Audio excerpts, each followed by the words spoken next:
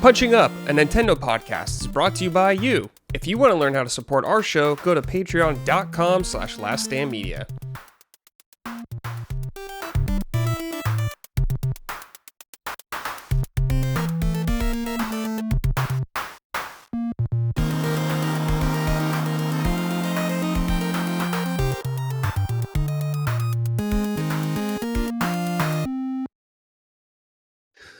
Hello, everyone. Welcome to episode 107 of Punching Up, Last Stand Media's weekly Nintendo podcast. I'm your host, as always, Brad Ellison. Joining me, I have my fantastic and lovely co-host, Micah Moriarty. Micah, hello.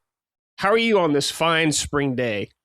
Hello, Bradley. Well, I'm as well as I can be with my allergies really kicking my ass this week. Starting yesterday, the sore throat has begun. I want the audience to know I'm on 2 different allergy medications year round, as it is. Oh, damn. I can increase, according to my allergist, I can increase the dose if I want to. But it's already like, bro, I'm already like pumped up with so much shit right now, right? Yeah. I'm trying to just weather it, drink a lot of water, hang in there. But yeah. I'm also not being responsible. I'm spending a lot of time outside. I grilled 3 days in a row. Woo. Can't help myself. Living the dream right there. With the dad flannel on and everything. It's cold again. It's only 52 today. Oh, so, wow. Yeah, flannels are back. It is like bouncing back and forth. It was in the 80s. It's down to the 50s. It's going to climb back up next week.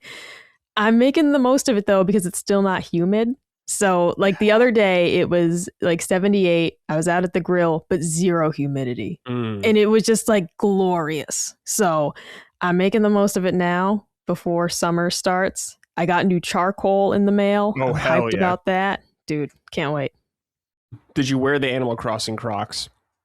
No, I don't want to get them dirty. I wear those when I am packing orders in the garage primarily because the garage floor is really cold, or I'll wear them for like a trip out to the mailbox. But they are so pretty and they were so expensive. I don't want to get charcoal dust on them. I have a specific pair of shoes that I only wear for grilling after I ruined a perfectly good pair of sneakers when I was a rookie. It's funny. What was it, yesterday or a couple days ago? Rush Pup's birthday? Yes, Rush is 6 years old. Good. I boiled them some chicken. So I woke up before they did, like a good mother, and I boiled them some chicken so that when they came down for breakfast, it was ready. And so they love it. Today's the last day of boiled chicken because I usually make enough for a couple days. So Today's the end of it. I will make it for them randomly here and there, but they get kibble mixed with wet food. So, like, I promise that they get a good diet with variety. Sure. Yeah. We rotate through the flavors. Yeah, they're spoiled. Yeah, I'm sure. I'm sure those dogs are living it up. Don't feel bad, listeners. They're completely fine. But Micah, you watched the Mario movie, right? I did watch it, yes. Okay, we're going to save all that for the end of the show, though, just in case people don't want to hear anything about it. Spoilers, I guess. It's years old at this point, but Super Mario Galaxy movie is out, next week, I want to say? I believe yes, it's April next 1st. Wednesday. Is that correct? The 1st, yeah. So we will watch that. We'll talk about it probably the 7th, I'm guessing. Yeah, so we have because our show will actually release that day. Like next week's episode will come out that day. So we'll give people some time to see it. Yes. Yeah. But we're going to get all into all that kind of stuff, which I'm excited about. Oh. But you got to wait, listeners.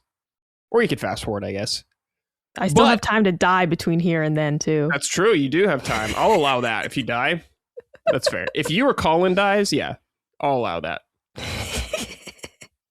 Before we get into the show, everybody, please check us out on patreon.com/laststandmedia if you'd like to support us. You can get early ad-free access to all of our shows, including this one, Defining Duke, our Xbox podcast, Sacred Symbols, of course, our PlayStation-focused podcast, Summit Time, the other podcast I host, where I had Maddie and Locke on recently. Lots of arguing on that episode, which was good. Lots of disagreements. Talking about AI on there. Talking about Crimson Desert. Good episode. So check that out if you want to hear us bicker back and forth, which I know the audience loves. People love drama. There was no drama between any of us, though. No, Zero. the pretend beef though is sometimes the best. People be like, "Wow, I can't believe Brad hates Locke." Yeah. But when they put like the "I'm kidding" in quotations, Yeah. like they get the Like me joke. and Locke immediately continue to talk every day, constantly about random shit. Sometimes you just disagree with your homie. That's all about a video game. It ain't no big thing. It could be a lot of things. Maybe I disagree with people who use propane, but they're allowed and it's valid and it's fine. I have a really random thing that I'm gonna. I've been meaning to do this for like 3 weeks. I have been in possession. This is for people on audio. This is a New York Giants women's Valentine hoodie. I have this because I ordered a Patriots one, and the one they sent me was damaged. So they said they'd send me a new one, and they sent me this. And then I said sorry, and so then they finally sent me the Patriots one. And now I am in possession of 3 of these. But anyways, this is a New York Giants women's size medium sweatshirt. I don't want it. I don't know any Giants fans. If there's a Giants fan, woman or small man who would like a sweatshirt with hearts on it, they are like conversation hearts is the motif. Big blue. If you want this, send me a message somewhere. Discord, Twitter, Instagram. I don't know. I'm Mama Micah 93 on everything. But find me and I will send this to you for free in the United States. No offense. Yeah, no offense to anybody else. Just expensive. But it's like, I got to get rid of some of these. I'll donate to Goodwill otherwise. But I was like, if there's a listener out there who's a female Giants fan or a small man who'd like a Giants hoodie with conversation hearts on it. It's not a hoodie. It's just a crew neck sweatshirt. Yeah. You can have it. Yeah. Just let me know. Speaking of setting stuff, Micah, you need to do me a big solid, okay? Yeah. This is a lot of work, though. What is it? You need to find Collins Black DSI and send it to me. Oh my God, no. I don't know where that is. It's probably in the attic. He would send it to me. He did say that. Edition, and I want that shit. Now! I think it's in the attic. That's when I asked him about it previously, he said, yeah, I think it's in the attic. And get your ass up there. Get the ladder out. I can't go up there. I'm afraid of heights. I've never been in our attic. Oh my God, Micah, you're killing me. I need that DSI, Micah. There could be a dead body. He could have a whole other family up there, and I will never know because I cannot go up that ladder. Dude. Like the Simpsons. Yeah. Have you seen that Simpsons episode? I think it's like a Treehouse of Horror one. Oh, yeah. There's the evil Bart. Like fake Bart. Yeah, the evil Bart that lives up in the attic. Yeah. That scared the shit out of me and my sister when we were kids. Yeah, that's good stuff. Micah, when we were talking, I just looked this up because I was curious. The Zelda Lego set, the Ocarina of Time one, I guess it's out. So all right. I'm going to have to go buy this. Yeah. I'm going to have to stroll down to my Lego store and pick this up. Wow, you're going to go in person. Look at that. Yeah, I'm not going to order online. There's a Lego store near me, so it's like 15 minutes from my house. So I can easily just roll up in there. I'm a chronic online orderer of Walmart's 10 minutes away, but they'll bring it to me for free. Yeah. So, I don't know. Our Walmart's a bad example because I hate this Walmart. It is busy 24/7. The parking lot is like a fucking monster truck rally. Every time you go in, it's a disaster. The store is packed with people. It is a horrible experience to shop at this specific Walmart, so I'll do anything to avoid going in there. Well, Walmart's a different beast. Do you know what I mean? Yeah. Like the Lego store. Because you have a really good Walmart, like one with a Subway in it. Yeah, that's a good Walmart. It smells like bread. Yeah, there's not all stores are created equal. Of course. There are good Walmarts and all that kind of stuff. Like 7-Eleven is another fine example of this. There's like an insanely nice 7-Eleven by my house, like insanely nice. And sometimes, there's a 7-Eleven with like a crackhead living in it. It's just different tiers. We have a relatively new 7-Eleven. I think they built it like 2 or 3 years ago at this point. But I go there for gas, but I've never been in it because there's always young kids on bikes out front of it and I'm afraid of them. Rascals. So, Teenagers by My Chemical Romance. Very true. I am afraid of them. And I see a group of kids on bikes. I'm like, no, thanks. I'm just going to get my gas and crank hog out of here.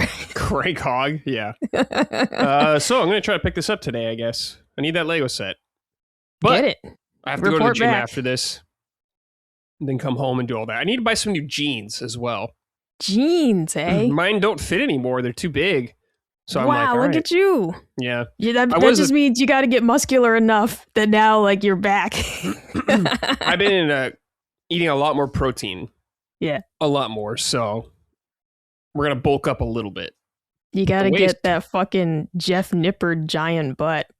Dude, that's tough. Like, I'm a skinny guy already. I am more muscular than I was before, though, but I was very skinny, so it's hard for me to get humongous.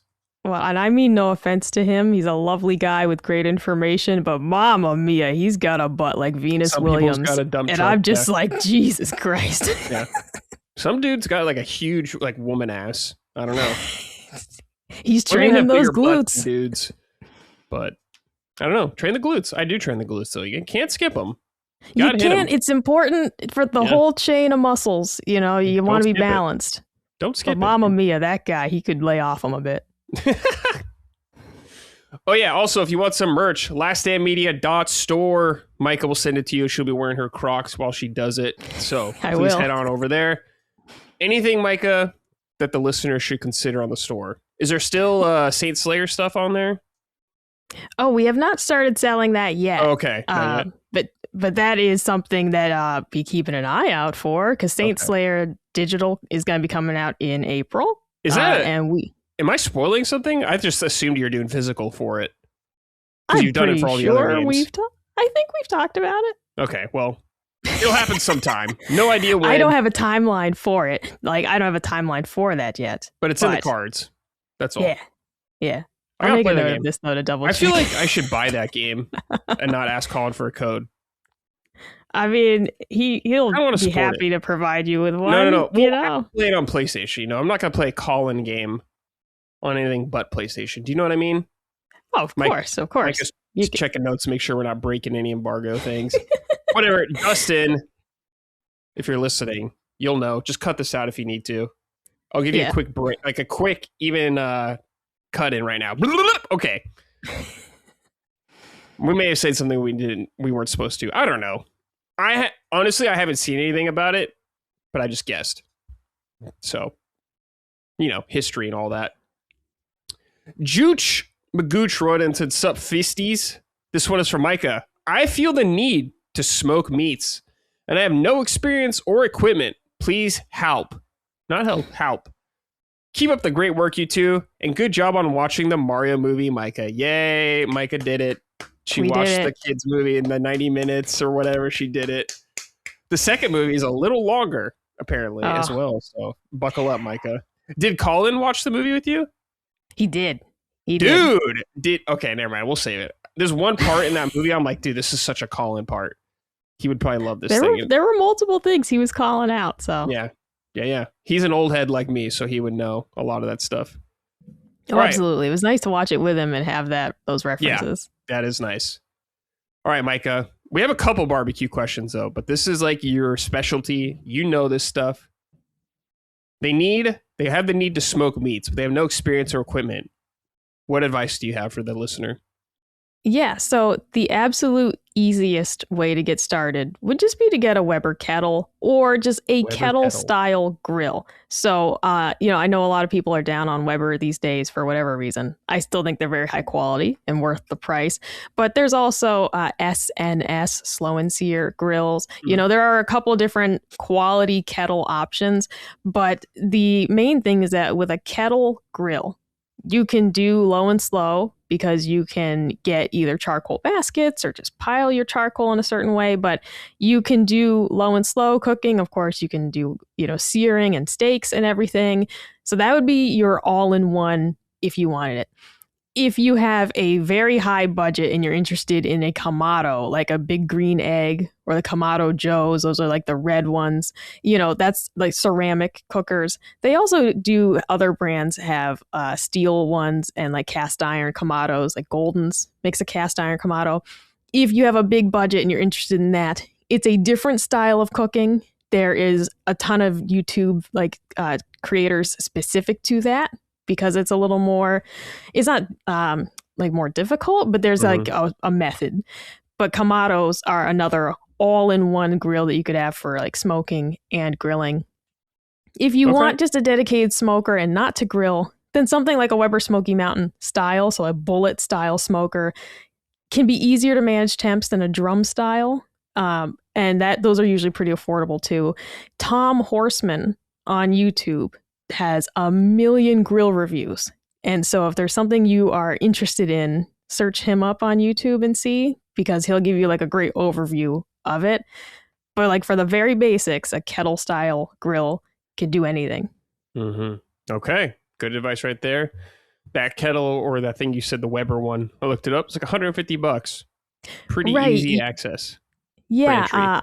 The one I have is the one that has the table attached to it. So a little more spendy, but it's got the table and like the charcoal bin attached. But you can absolutely get these for a lot cheaper. And there's other companies that make very similar ones just for getting started. Yeah.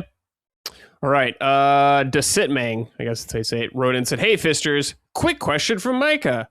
My fiance and I just moved into a new house we're renting, and we finally have a backyard. I'd like to start grilling now that we're getting nicer weather, and I have an eye on a classic Weber kettle charcoal grill.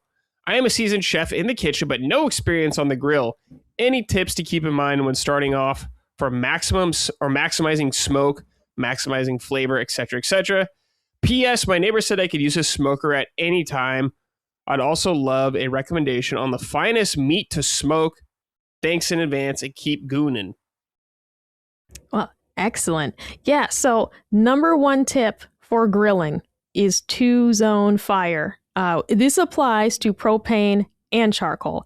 The idea behind that is that if you're on a propane multi-burner grill, never light, for example, all 4 burners or all 3 burners. Always have yourself a cool zone so that you can move the food if it's cooking too quickly. It's also just in general a really great way to cook. I do almost everything except for like steaks indirect, which means that like my hamburgers, I pile up the charcoal on one side of the grill. I put the burgers on the cool side, which is by comparison, like let's say 350 degrees versus the 500 degree hot side. I let the burgers cook until they're almost done on the cool side. Then we sear them at the end. This is the best way, and maybe the easiest way, to just not overcook your food. You can also do it searing first and then cooking indirect till it's done. But 2-zone fire, look that up on YouTube, like setting up an indirect cook, whether it's propane or charcoal. Like number one best tip to improve your meals. In terms of like, having your yard like too smoky, for example, that does vary by brand of charcoal. If you're going charcoal, if you're cooking something fatty over fire, whether it's propane or coals, it's going to get smoky. But it's usually a pretty quick cook if you're doing steak or something like that.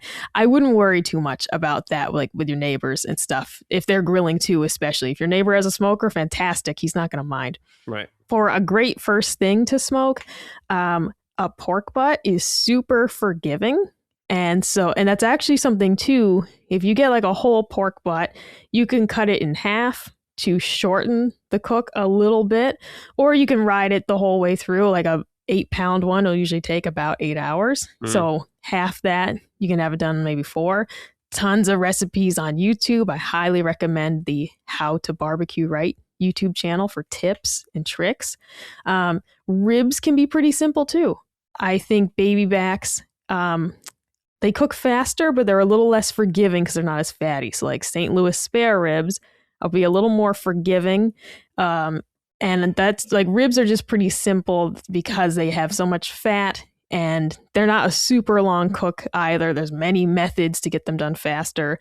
But ribs would be another one that I'd say, yeah, you could cook that for your first time out there and give that a go.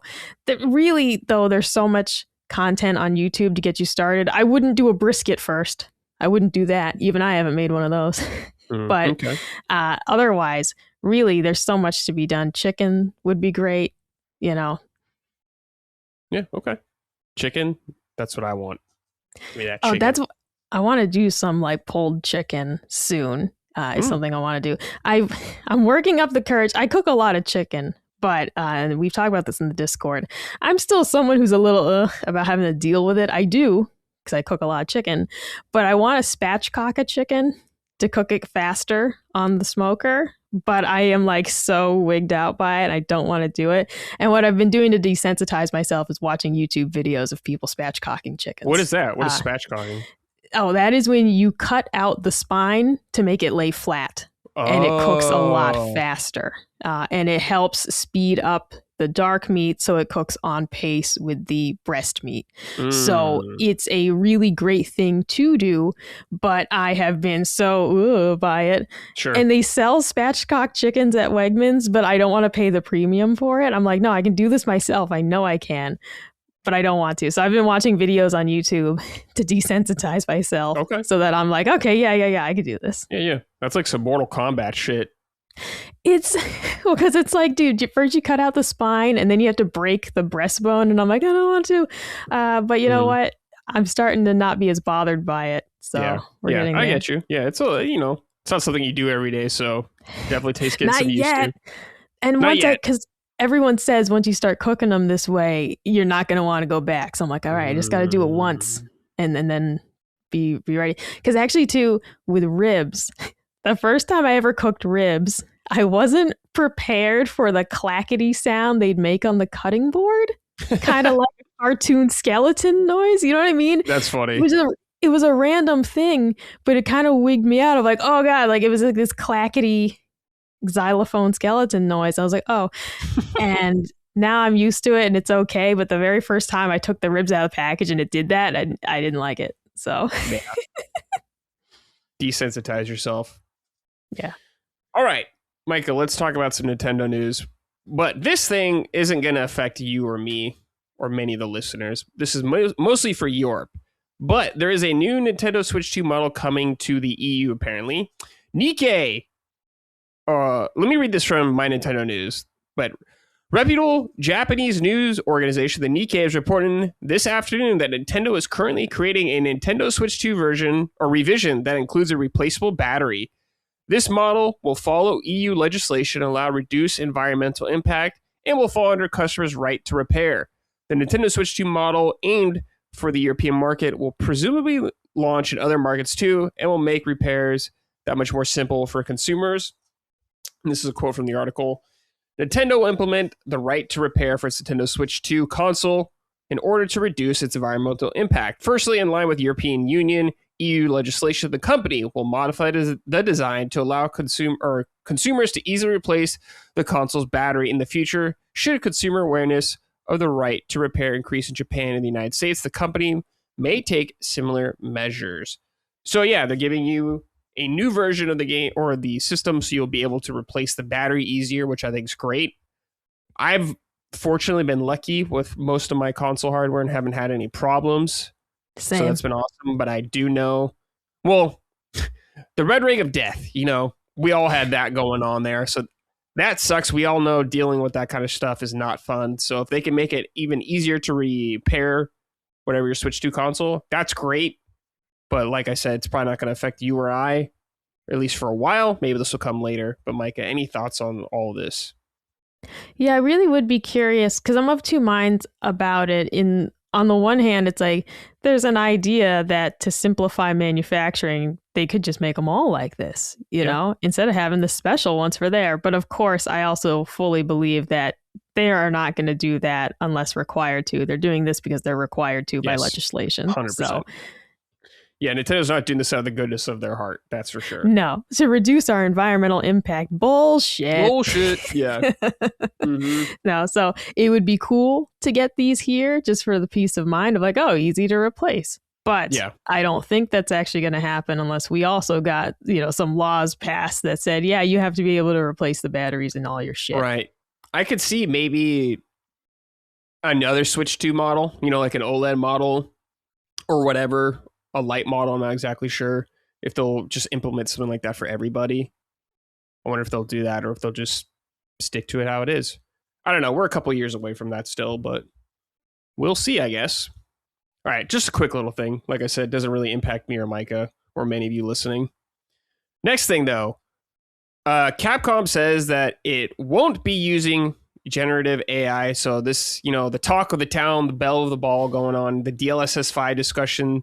Micah and I talked about it last week. I think it's been talked about on every show that we've done. So on the network, I mean. So if you want to hear everyone on the network talk about it, you can get everyone's thoughts here. But NVIDIA had their thing last week, and they showed off a bunch of games using DLSS 5, and Resident Evil was one of them.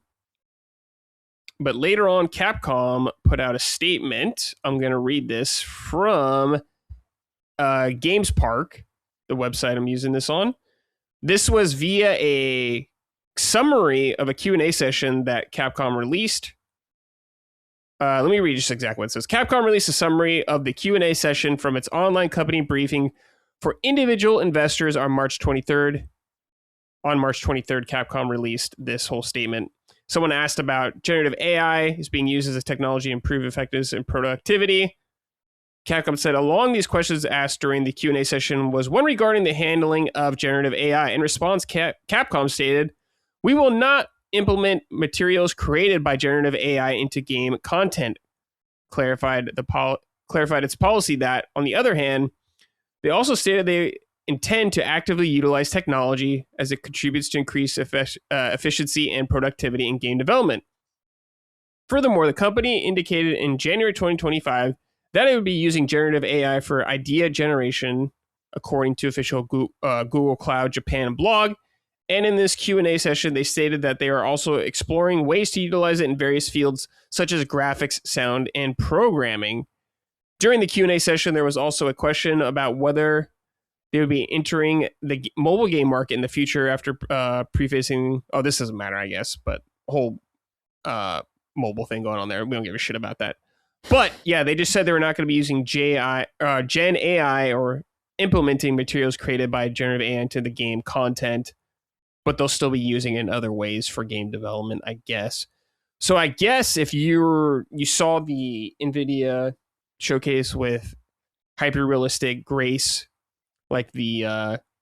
do you remember, have you seen The Simpsons, where another Simpsons reference for the show, where Homer made the makeup gun?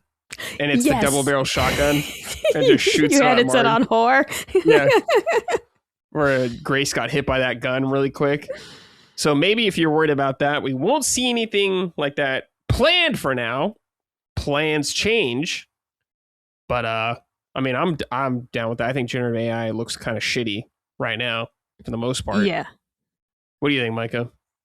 No, it's funny because they are kind of speaking out of both sides, saying like, we're not going to implement generative AI. But then it was that a year ago they said, yeah, we'll use it for idea generation. Mm-hmm. So as a consumer who is wary of AI, I am happy to see them maybe pumping the brakes a little bit.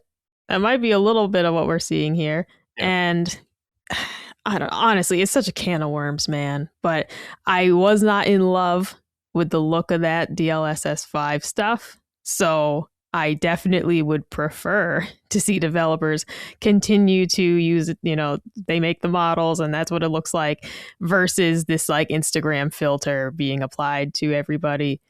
Mm-hmm. But then, I don't know, man. If they start doing this, I'll say, fine, I'll keep playing Nintendo games until they Yossify Yoshi as well. Oh, man, yeah. Dude, when I'm getting like AI generated visuals, I guess, in Zelda, I'm be like, fuck. Putting the makeup gun on Gorons and stuff like that. It's like, what's happening? Oh, my God. Right. Actually, speaking of Rush's birthday, there was one time I was so I always take Snapchat photos of the dogs on their birthday to put the little party hats and things on them. Mm-hmm. And I'm probably the last person in America using Snapchat. But anyways, and one time I put one on him, not realizing it was also like a face filter, and it tightened up like his neck rolls. Ew. Like it basically gave him like a little facelift, and like it gave him like eyelashes, and it was the funniest thing seeing him like yassified. Like it trimmed up his cheeks so they weren't so like jowly. I was like, oh my God, look how beautiful you could be. Yeah, I don't know anyone that uses Snapchat. I thought that was like a pervert app that people use to send dick pics and stuff. It is, but I've never sent a message on it. I only use it for the filters and for the dogs. So on their birthday, I could put the little happy birthday text over it. It puts a little party hat on them type of deal. And I use the Bitmojis still. My dad loves Bitmojis. So I still send those. Yeah. He sends them to my sister and I. And that's really it. I don't think I've ever used it for messaging. Yeah, stay away from that.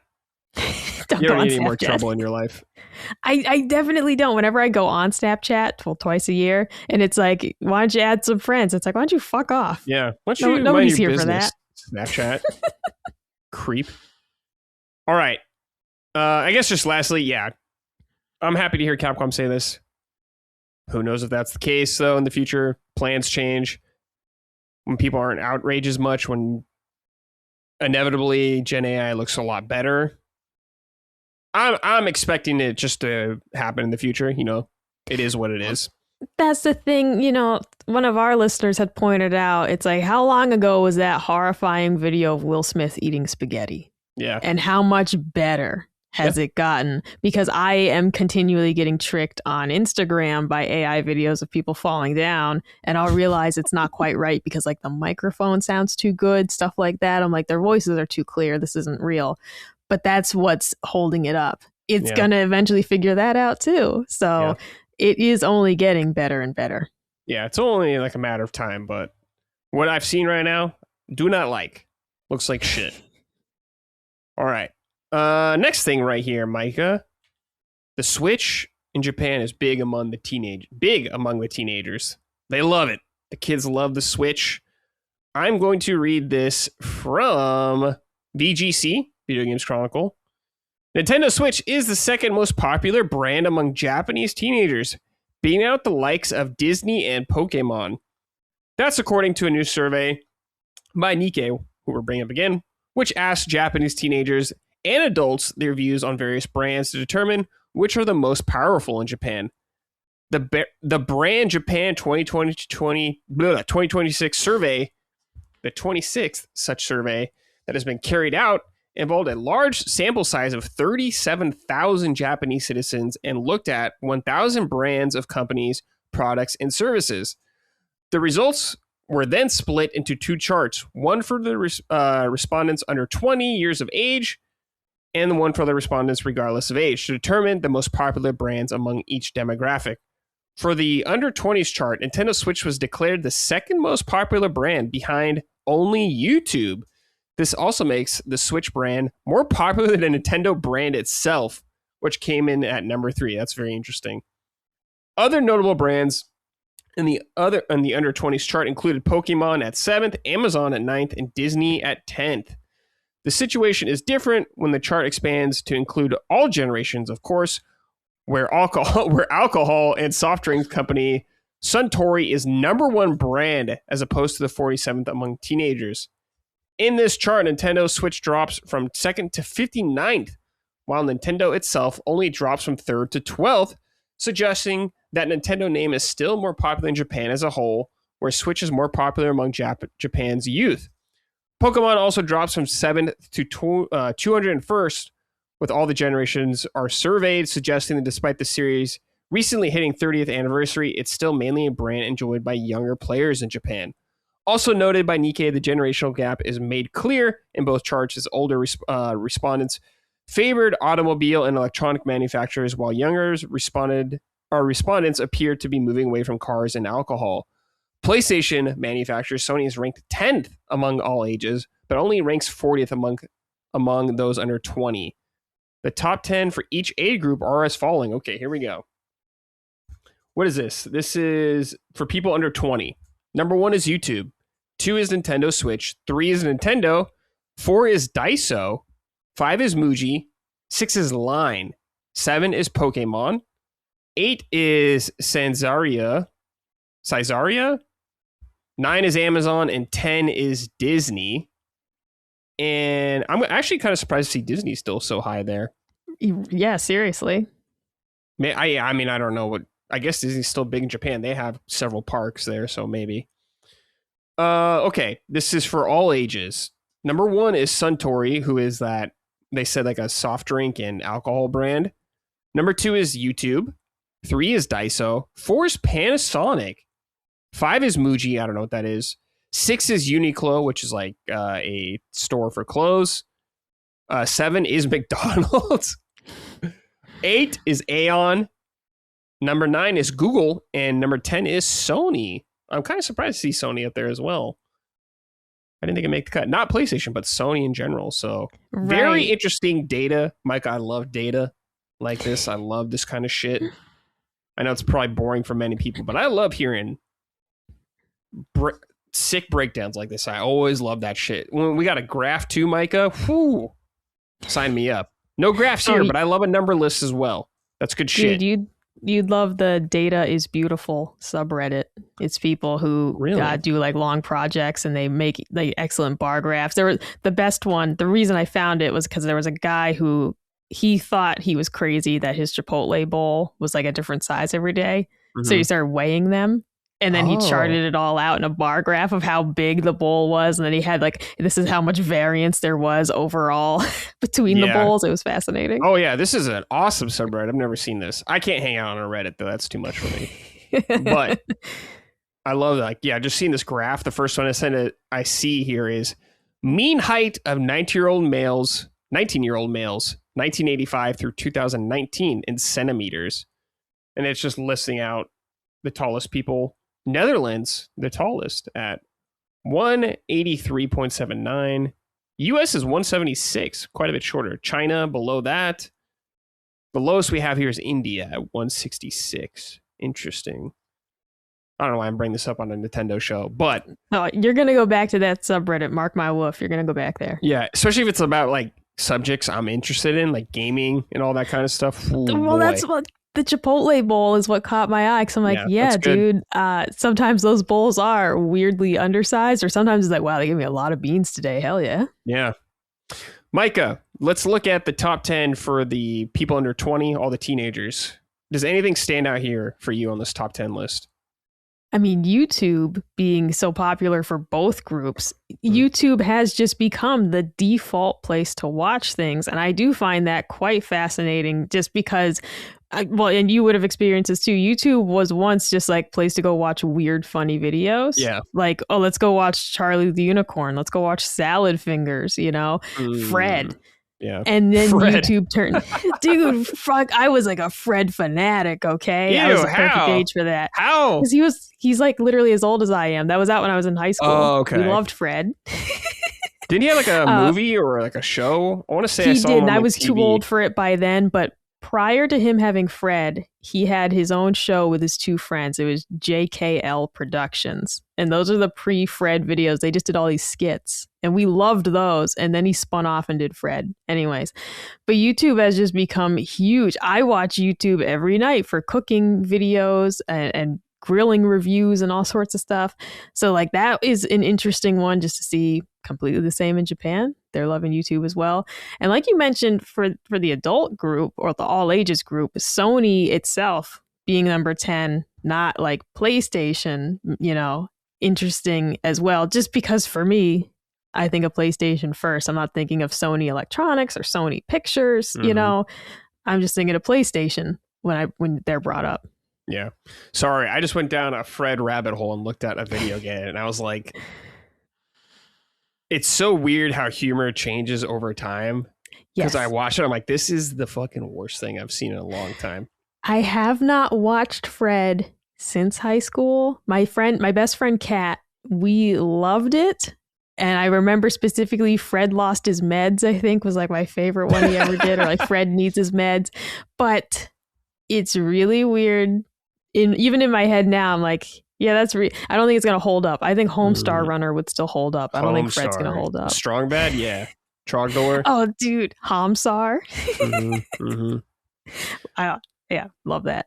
I looked up some of these brands I didn't recognize. So Line, Micah, is a like a messaging app in Japan. Oh, okay. So I guess it's like WhatsApp. And WhatsApp is extremely popular in Europe, I realized, by talking to some Europeans. And they're in trouble with consumers right now because they're doing something. They're changing the encryption, which is the whole point of using it. I thought that was the whole point of WhatsApp was the strong encryption and privacy. And I just saw a headline saying that consumers are rioting because they're changing it. And I'm like, I never used it in the first place because the only people I'm texting are like my sister and my mom. So right. Yeah. It doesn't need to be really locked down. Yeah, let's calm down. Saizuriya is a wildly popular, budget-friendly Italian-style family restaurant in China, or restaurant chain in Japan.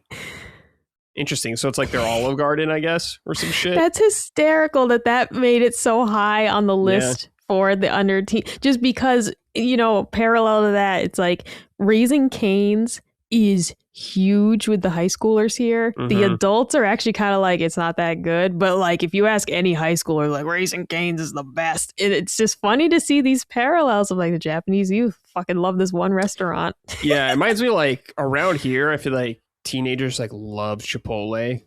Yes. Love Chipotle. Don't get me wrong, I like Chipotle too, but it's like really popular with teens here. And Muji, I think, is like a department or like a furniture store. What was this again? Muji is a shop. It's a apparel. Japanese retailer. Yes. Selling a wide variety of household and consumer goods with a minimalist philosophy with an emphasis on recycling. Oh, I like that. Okay. Yeah, I'm looking at it right now. There's like clothes, tables, furniture, like other products like skincare, it looks like. I want to go here. It looks really nice. I like the way it looks. That's why we just need to do a live show in Tokyo. I'm not going to go. You can take Colin, though. Yeah, tell Colin to flip the bill for everyone. Spend a lot of money on us. Wait, you want to go to Tokyo if we all went? What if we just drugged you up to get you on the plane? I mean, with enough drugs, maybe. But here's the thing. You people may be surprised to find out I'm a little bit of like a hypochondriac. So at one point, I had expressed to my doctor, I had to go somewhere, and I expressed like my fear of flying. But I was like, I got to work through it. She's like, would you want me to prescribe you like 2 Xanax to get you through your trip? And I was like, no, that's a little scary because I've never taken Xanax before. So now I'm scared of that. So I was like, you know what? I just raw dog these flights and hate it the whole time, but I have my limits, and I think that's like so far past the limit. Sure, I get it. Let's make it happen though. Tokyo trip, LSM, the whole crew. I've seen it's on YouTube. I've watched a lot of Paolo in Tokyo. Think of all the cool stores we could go to though, Micah. Think of all the places here. Pusheen and the fucking pudding dog you love. Burin, yeah. All the cafes we can go to. Oh my God, I forgot to tell you, dude. I was so upset. The Hello Kitty cafe truck has been going across America for the last several years. It has never come anywhere near where I live. It came to Richmond this weekend, and I didn't know about it. Oh, no. Until after it happened. Oh, no. I saw it on the local news. Now, people lined up at 3 a.m. for it, so I would not have done that, and I would not have gotten anything. So really, it's for the best. But like the way my heart sank when I saw on the local news that the Hello Kitty cafe truck was in Richmond, and I had no fucking idea. Because it's like, this started when I lived in Massachusetts, and I've just been like patiently waiting to see if it would come anywhere near here. And it did. Well, Micah, like 5 minutes from my house is a Hello Kitty cafe. Oh man, I can get you something lucky. From there if you want something. Have you ever been to it? I've never been in it. I've seen it several times, but I've never like been inside it. God, it's so cute. Look at this fucking place. Yeah. Oh my God, just look at it. Yeah, dude, it's like it's like not a truck. It's like an actual like. Yeah, you got a real one. Yeah. Because the truck, it's like, oh, the truck will have exclusive merch. But when I saw people lined up at 3 a.m., I was like, I wouldn't have gotten anything anyways. Right. They would have bought it all up. But oh my God, just look at this place. God. Yeah, I know they had like baked goods and stuff in there. Yeah. Oh man, but I guess they have merch too. I'm so upset. You can get your Pom Pom Purin plush or something. I don't know. They have a bunch of that stuff, it looks like. I am surrounded. I'm inundated with Purins. Look at this corner here. Look at all of them over there. You got a little fucking shrine, dude. It's like from Hey Arnold, how Helga had the shrine for Arnold. Yeah. And that's after I donated a bunch to Goodwill when I moved here. I had more than this. But I ran out of space promptly. So, but I got a Pom Pom Purin clock on the wall. Oh, I got my desk organizers. There's a Pom Pom Purin one. I got a Purin lamp. They're everywhere. Yeah, here, I'll show you mine. There's usually like a line for it, so I've like never even really bothered trying to go in there. But for you, I would go in there and try to get you something. I appreciate it. I will keep that in I'll mind. send it to you. I'm so Next time I mad go there, about I'll this just check it stuff, out and see what they got. See if there's anything cool for you. Oh God, no! Lines are not worth it. Look at these rubes. I mean, I don't mind waiting online for like 10 minutes or something. It's no big deal. No, I hate a line. Oh, hell, I hate lines. All right. Well, there you go. We got that going on here. What the hell were we talking about? Brands. That was it. Yes. Trying to see, was there any other brands on here? Why isn't Hello Kitty in the top 10? Why isn't Hello Kitty up here? I don't know. Hello Kitty's been around for a long time. Maybe it's 50 just years. Yeah. I don't know. I mean, come on, like these are pretty like big brands on here. I mean, Sanrio, if that's how you say it, right, is very I hope popular. so. That's how I've been saying it. Is very popular still. I know that, but maybe in Japan when they're just like surrounded by shit like that constantly, it's not as impressive as it is like here. Maybe, we're getting more of that kind of stuff here over the last like 20 years, but I don't know. Hello Kitty still got that magic. I don't like that Hello Kitty is like not an actual kitty though. Like whatever, like this. She's a child.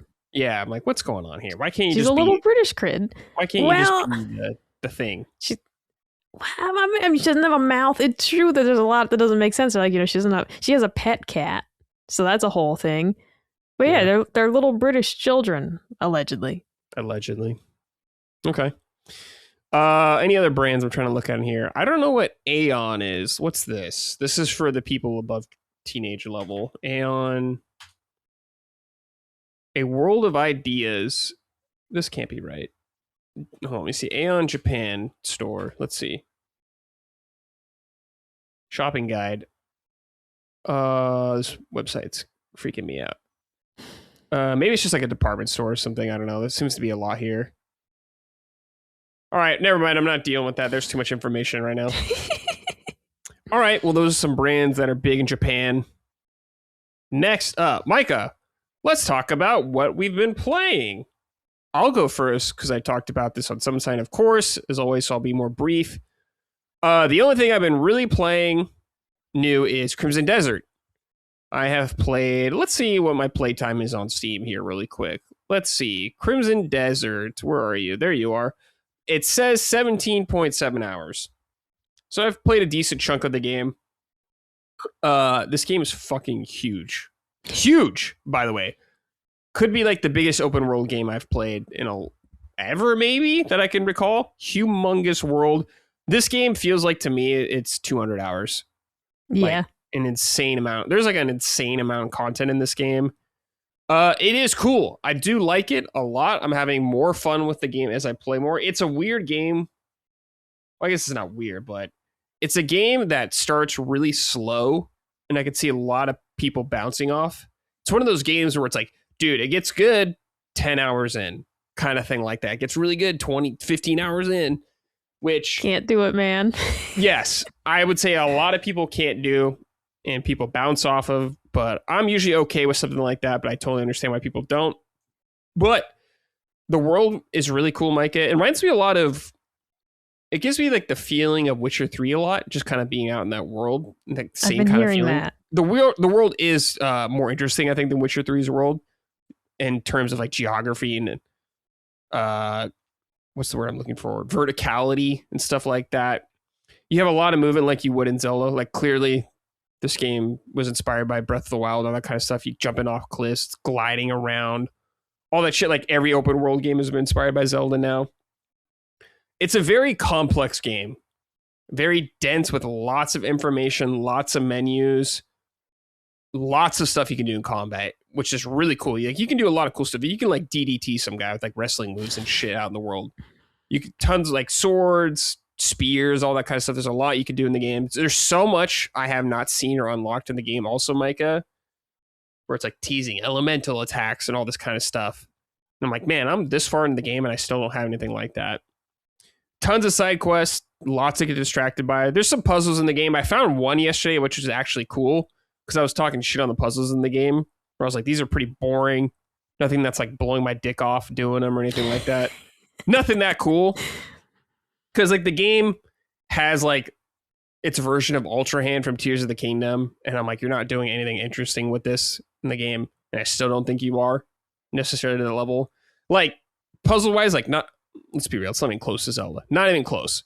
But there's this one cool puzzle I had where it's like a giant ring that you could move around, like almost looks like a clock dial, I should say. Like a giant ring, there's a bunch of symbols on it. And around that are statues that are all holding different objects. And there's a statue right in the middle with like a laser light pointing at a certain statue with an object in its hand. And you look down at the floor, this like clock dial, and it has a bunch of the symbols on the floor. And basically you just match up what's on, what the light is pointing at. And every time you do, it gets a little more complex, and you have to line up multiple things at one time. What's interesting is about you use your like a weapon to stab into the puzzle and like kind of rotate it. I was like, okay, this is a simple but enjoyable puzzle that I like. So I'm like, okay, need more of that. One puzzle I did like too is I got to an area locked. There is a map on the wall with some X's on the wall as well on the map. And that is a map of the world in certain spots. So you have to find where those spots are out in the world and go out there and see a picture and memorize the picture and then like turn a certain thing to line up with how the picture was. So I think that's fun. There was 2 of those I ran into. I was like, ooh, 2 already. I don't know about that. But this game's fucking big. I've seen maybe like 20% of the map. Probably less than that. Oh my God. Probably less. Yeah, I was watching Lockmort stream it actually a couple days ago because I'm curious about this game. It is not something I intend to play, but I was curious about it. And he had said, he's like, you know, he's making some comparisons to like Kingdom Come Deliverance and The Witcher, which he knows I love. Mm-hmm. But I said, those games have a lot more direction, though. Right. I said, you know, those games have a really like not linear, but a really defined set of missions that you're going on. And if you don't know what to do right now, why don't you go do one of these missions? He's like, that's true. You know?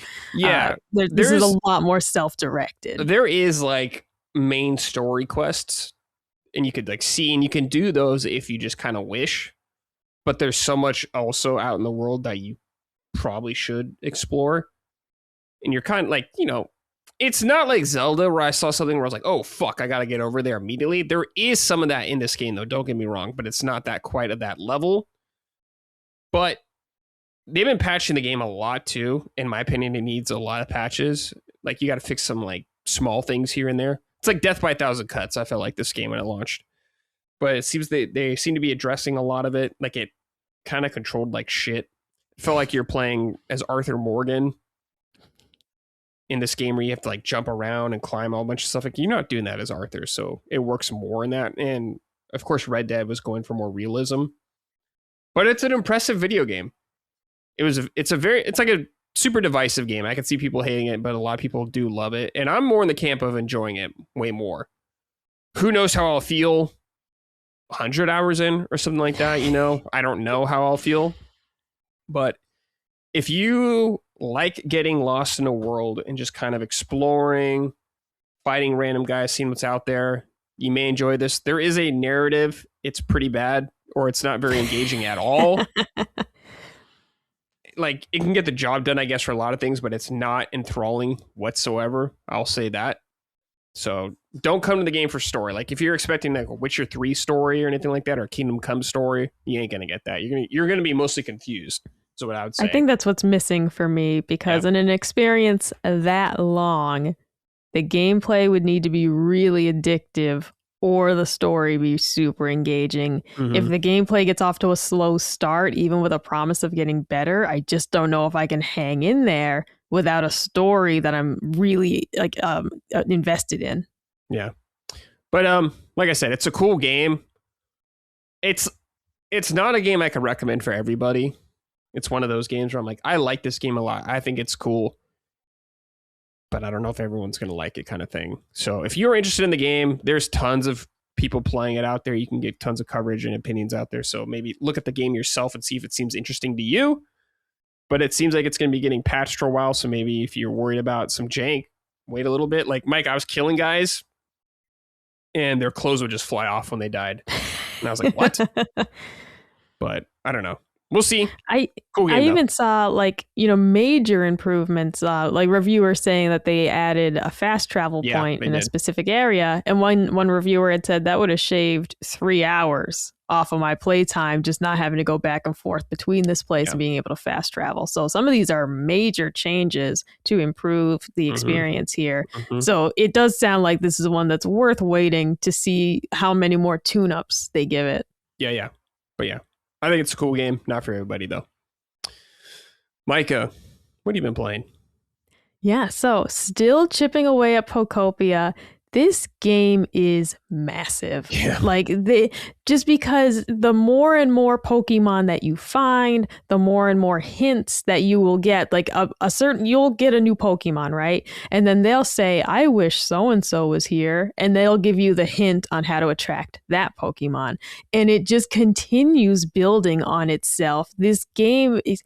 It started to get a little stressful. I'm not going to lie. And I'm still just slapping houses together and making them out of a bunch of materials that don't match, but whatever. They live in them. They're fine.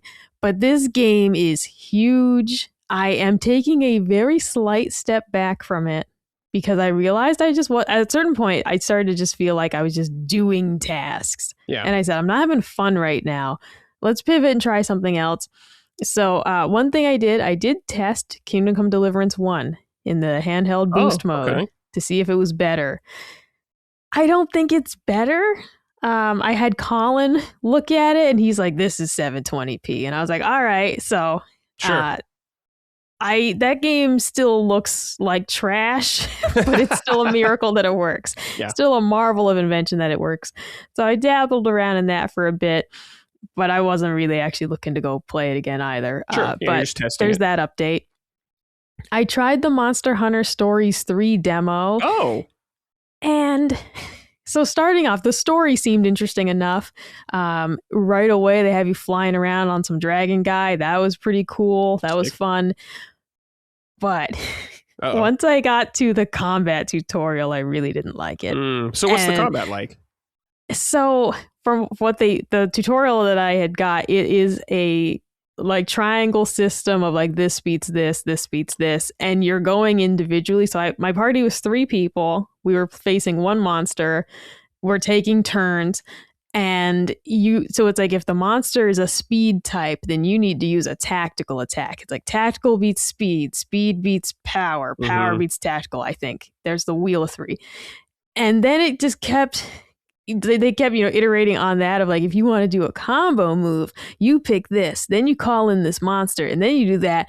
And I don't know why I didn't like it because there are other games with similar systems, but something about it just really felt like I was like, I don't want to do this very much more. I tried it out, and the combat, like, it was an interesting concept. But I was like, I don't want to do this for 40 hours. Like, I don't know what it was. I can't say exactly why it didn't click for me. But yeah, I did try Monster Hunter Stories 3 finally. I was kind of hoping I'd like it because the story really was interesting. Right off the bat, I was like, okay, I like this world. And you got the cute little cat companions that everybody's got. Those are fun. What are palicos or whatever? Those are cute. But yeah, that combat. And I don't know. Monster Hunters never grabbed me in the first place. And as soon as we did find that first monster, I was like, I don't know, something about it. He also, the main character is kind of annoying. It's like this is from the demo. This is right away. Your dad is like, I might need you to go on a mission. And he's like, but we're researchers. We're not fighters. And then he goes and like demolishes some monster. And I'm like, bro. What the fuck you mean you're not fighters? That guy's wearing armor with spikes on it, and they're like, we're researchers. Who the hell you are? So right away I was like, oh, if this whole story is going to be about like, I don't want to fight but I must, I don't want to do that. I had enough of that shit with Gohan and Dragon Ball Z. I don't want any of that anymore. Sure. I want to play as a guy who like loves to fight. We're in this, we're having a great time. Yeah. So yeah, I tried it, didn't love it, immediately deleted. Okay. Damn. Going back to Pokopia now.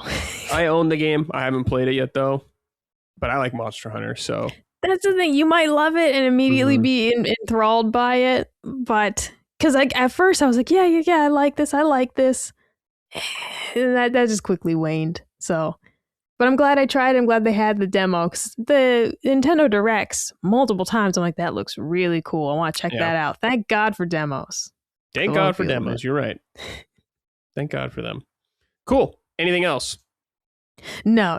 So I'm back into Pokopia, feeling very overwhelmed. But they periodically remind you to go at your own pace. They really are trying to tell you, like, bro, just slow down. You don't have to do all this at once.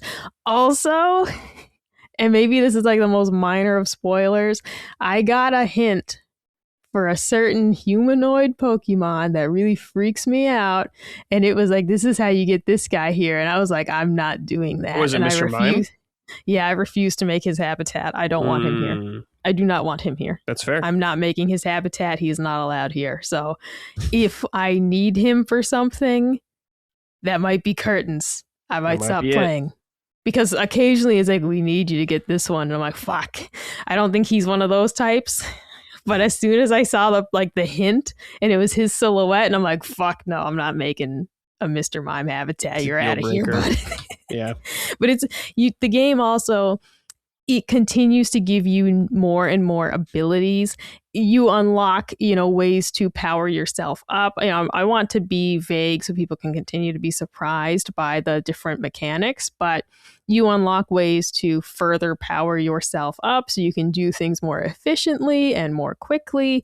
You're going to start getting a little more Minecrafty about some stuff in terms of like producing materials, let's say, and then you can get a little more advanced with what you're making. So the game continues to open up. It is relatively slow in terms of like the progression markers it kind of wants you to hit before it starts telling you these things.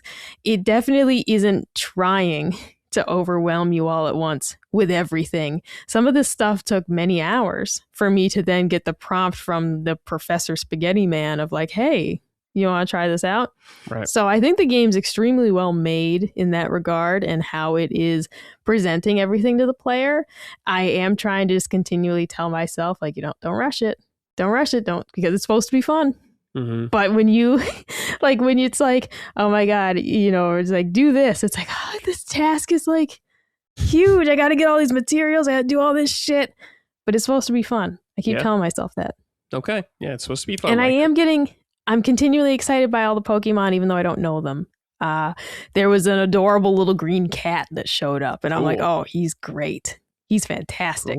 So I don't know them very well, but I am happily, like, all the cute ones that keep dropping by. I'm like, oh, he's fantastic. He's great.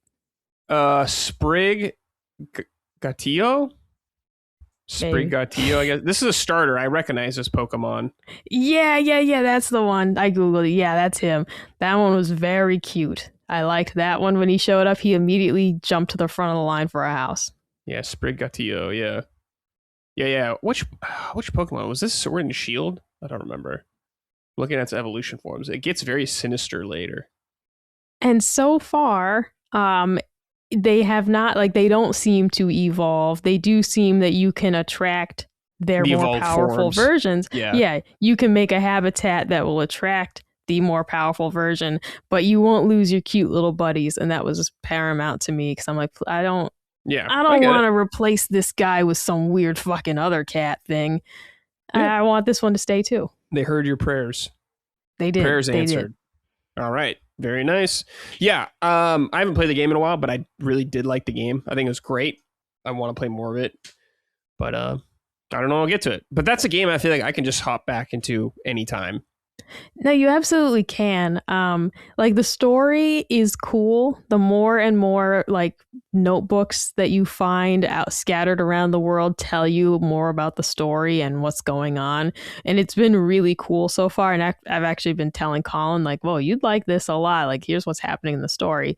But it's not a game that you can't just pick up. It's not something that you hear, I got to start over. I don't know what I was doing.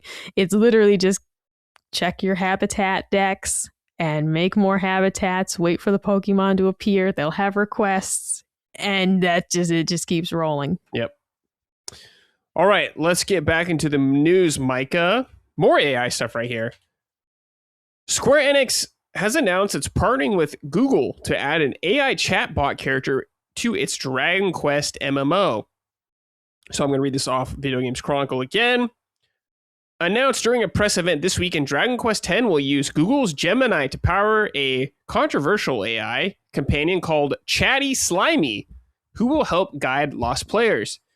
Speaking to Japanese publication Senkai, head development Takashi Anzai said new players won't feel lonely wondering where to start playing. It will become their own personal companion, the publication said.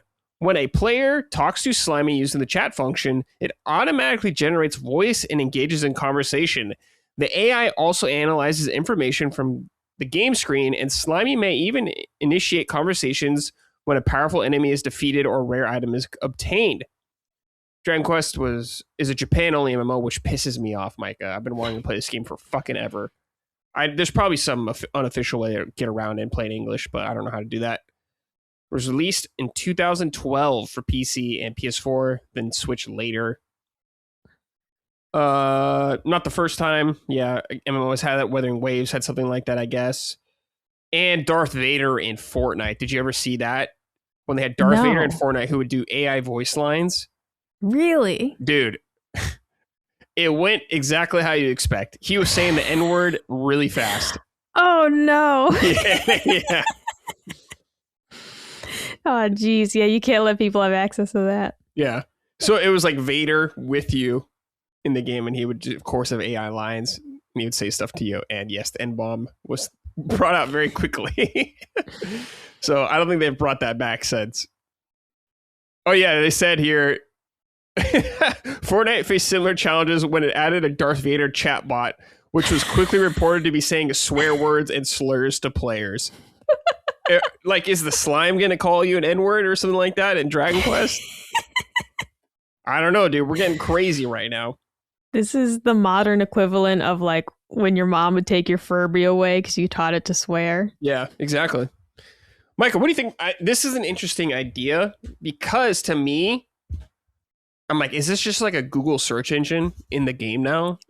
Right. Like instead of you alt tabbing and typing into Google now, it's like, here, you can talk to your little slimy guy right here. Yeah. Which is an interesting idea because they want to keep you in the game. I don't know. It seems weird. I'm curious to see how it turns out. I'm not like thrilled about it, but I'm certainly curious about it. How is this going to evolve in the future? Yeah, this is something I don't hate for AI because, yeah, presumably if you're asking it, how do I unlock this door? It presumably is just going, through Google and finding the guide and saying like, this is how you unlock the door in the fart tower, Mm-hmm. And so it's like, I don't hate that.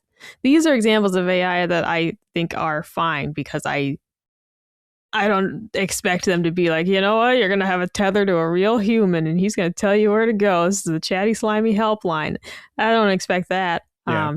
I probably would just go on my laptop and check a guide because I have my laptop next to me at all times when I'm gaming. Right. So I don't think I'd use it, especially too, because you just can't always trust these things. Sometimes it's like, I saw an example where it's like a guy asked ChatGPT, he was like, I want to bring my car to the car wash. It is 10 meters away. Should I walk or drive? And ChatGPT said, you should walk because it's not very far. Yeah. It's just like, yeah, these things are still a little unreliable for certain questions and how things are worded. You gotta be very careful with how you word things to get the result you want. So it'll be interesting. It's a neat feature. This is something I'm not mad at all in terms of AI implementation. But I just would be curious as a player, is it really going to be more efficient or should I just go on NeoSeeker and bring up the guide, Yeah. It depends how efficient it is, I guess. I guess how I would do it if I was doing it, like if someone's like, you have to put this AI guru in the game, I'd be like, okay. I'm going to make like a wizard character or a fortune teller character who you can like go to find out all the information. I guess that's how I would do it. I mean, I prefer not to put in my game, but if I had to, I guess that's what I would do. I'm like, we're going to get to a point in like future games, Dragon Quest 13 or 14, whatever. It's going to be like that, Go to the old man down by the river in his magic castle, pay him 50 gold coins, and have him search Google for you. Well, because actually, so in Dragon Quest VII Remake, there's a little character that you're supposed to be able to ask for help. Part of the game, you're looking for those tablet fragments to advance the story. Yeah, and you're supposed to be able to ask him for hints. And mine wasn't working because I couldn't find the tablet. And he said, I can't locate any tablets in the world right now. But I'm like, that's all fucking lie, bro. Like, there's one of them out there. I need it to advance the story. Like, where is it? I ended up having to go on a walkthrough somebody wrote and figuring out which one I was missing and how to get it. But it's like, that little guy is supposed to give you a hint. Yeah. And he didn't do it. And there was indeed one out there. Yeah. So I was like, all right, that didn't work. Maybe AI would have done better. Maybe AI would have just told me where the fuck it was. Yeah, this will become the norm probably in most games in the future. So buckle up, everybody. All right, next thing right here. Just some Minecraft news, actually. So first thing, Minecraft Dungeons 2 was announced. This is coming to Switch and Switch 2. I'm looking at the Minecraft X account. I'm trying to see if there was a date or anything like that. But yeah, Minecraft 2. So Stories 2. Minecraft Story. Wait, Dungeons, not Stories. That's a separate thing. Dungeons, it was like kind of like an ARPG Minecraft game in terms of like the camera perspective and going through. Like, think Diablo without all the like the insane amount of loot and all that kind of shit. And I think I did play through the game actually, and I remember it being okay, but I was like, this is not like a bad spinoff or anything like that. And I guess people enjoyed it. It's co-op and all that kind of stuff. So they're finally making a second one.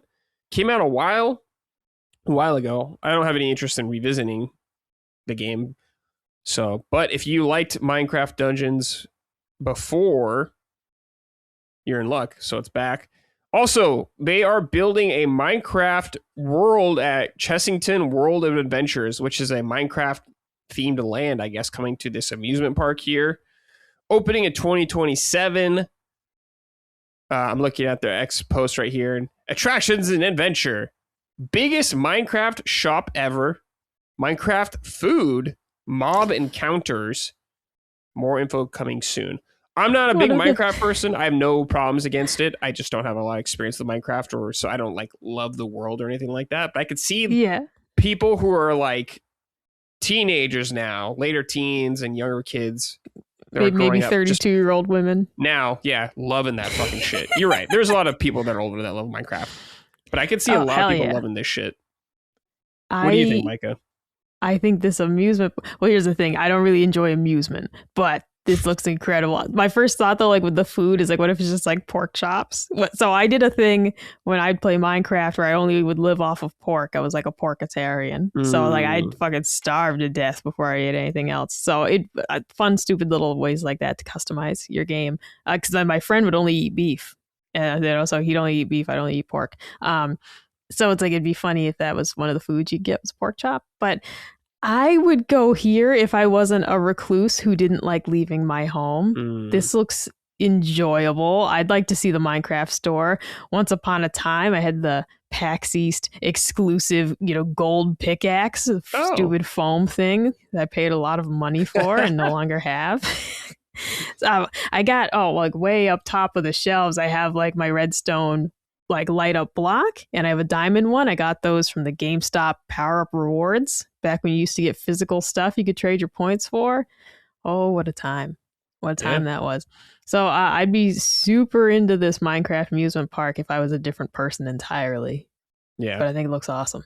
Yeah. I don't know where that amusement park is. Where is this? Chessington? It sounds like British. It sounds British. Let's see. Chessington's World of Adventure. UK theme park and zoo.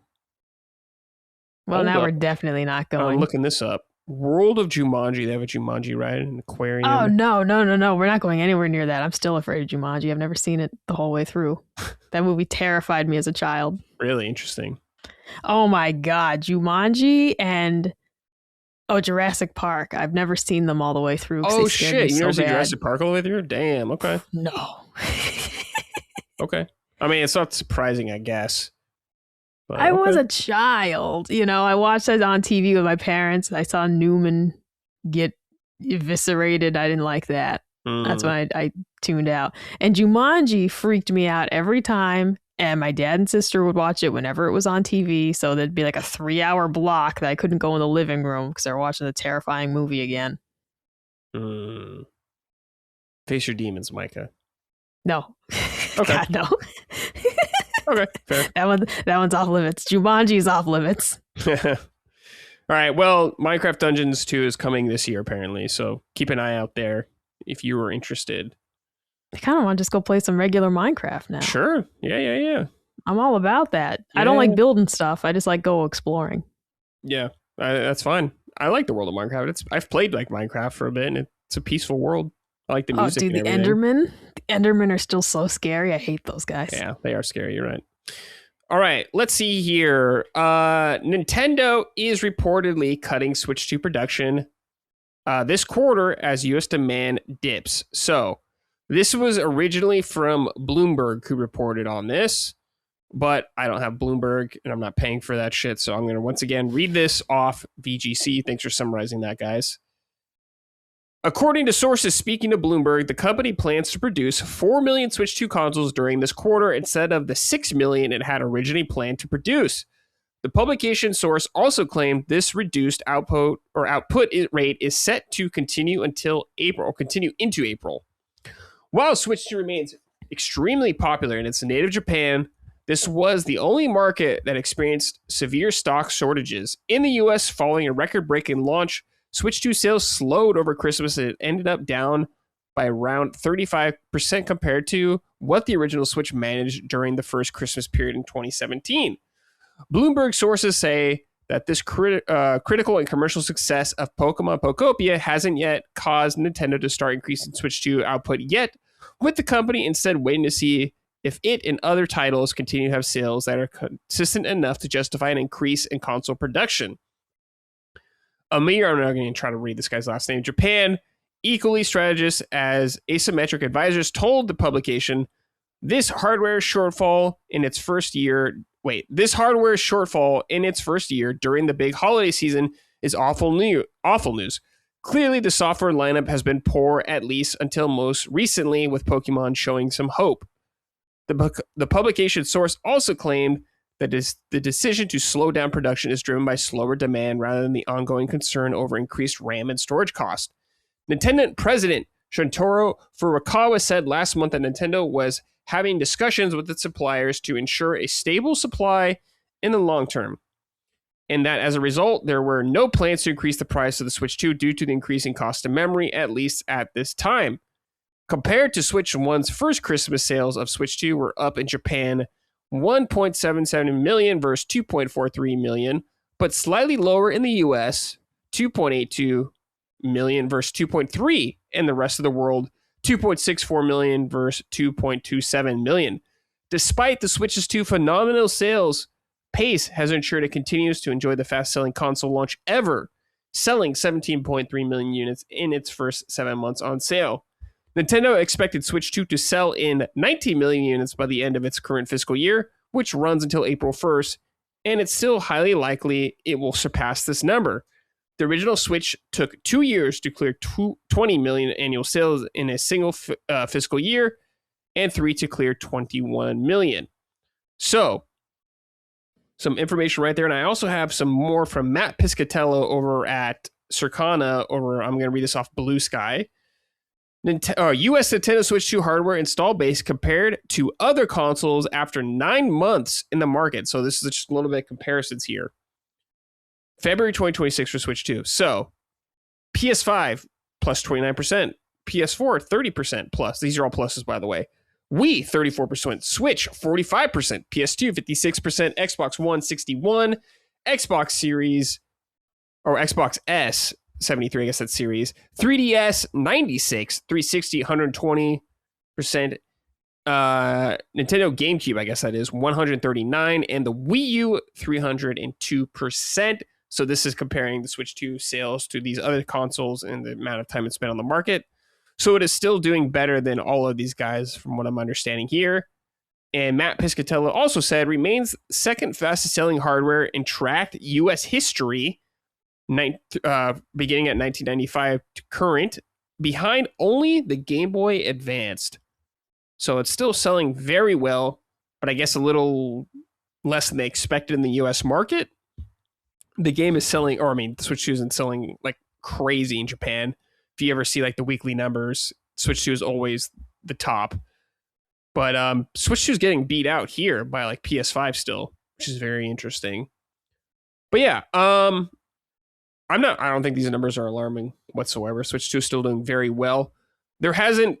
I think the Switch 2 has a lot of great games, honestly, and a lot of great exclusives. Like Pokopia is a brand new one that just came out, but like I think like Donkey Kong's fucking insane.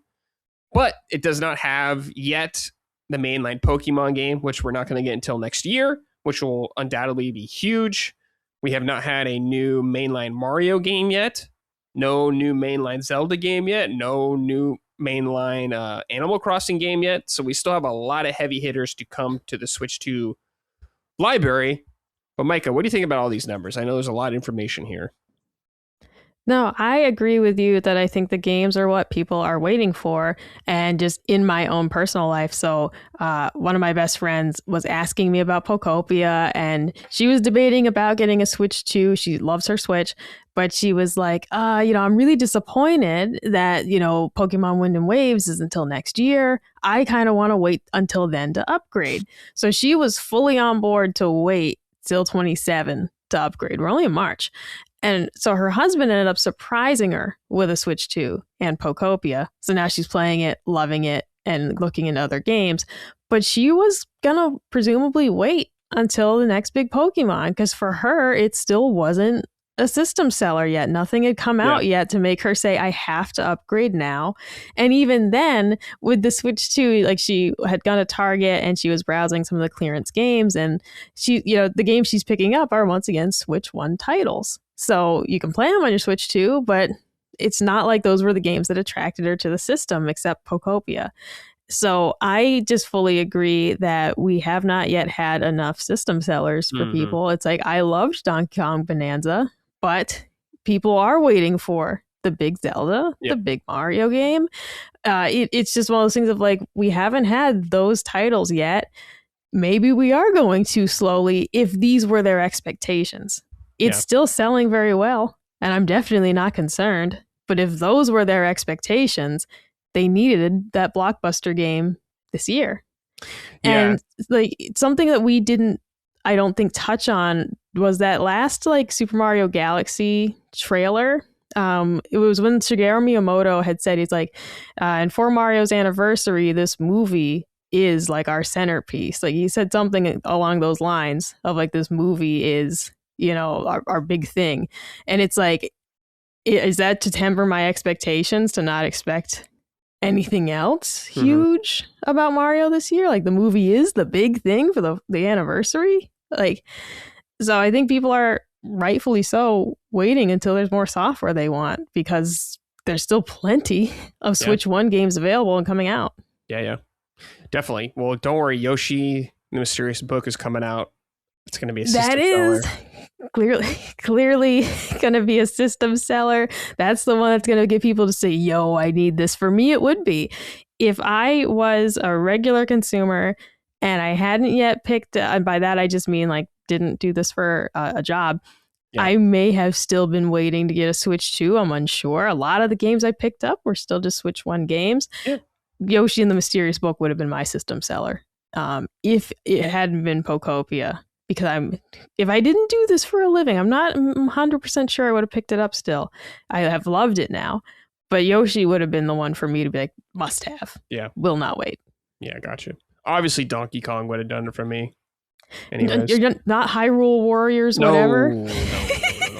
I've played that game once. Though, right? I have it, and I've booted it up once.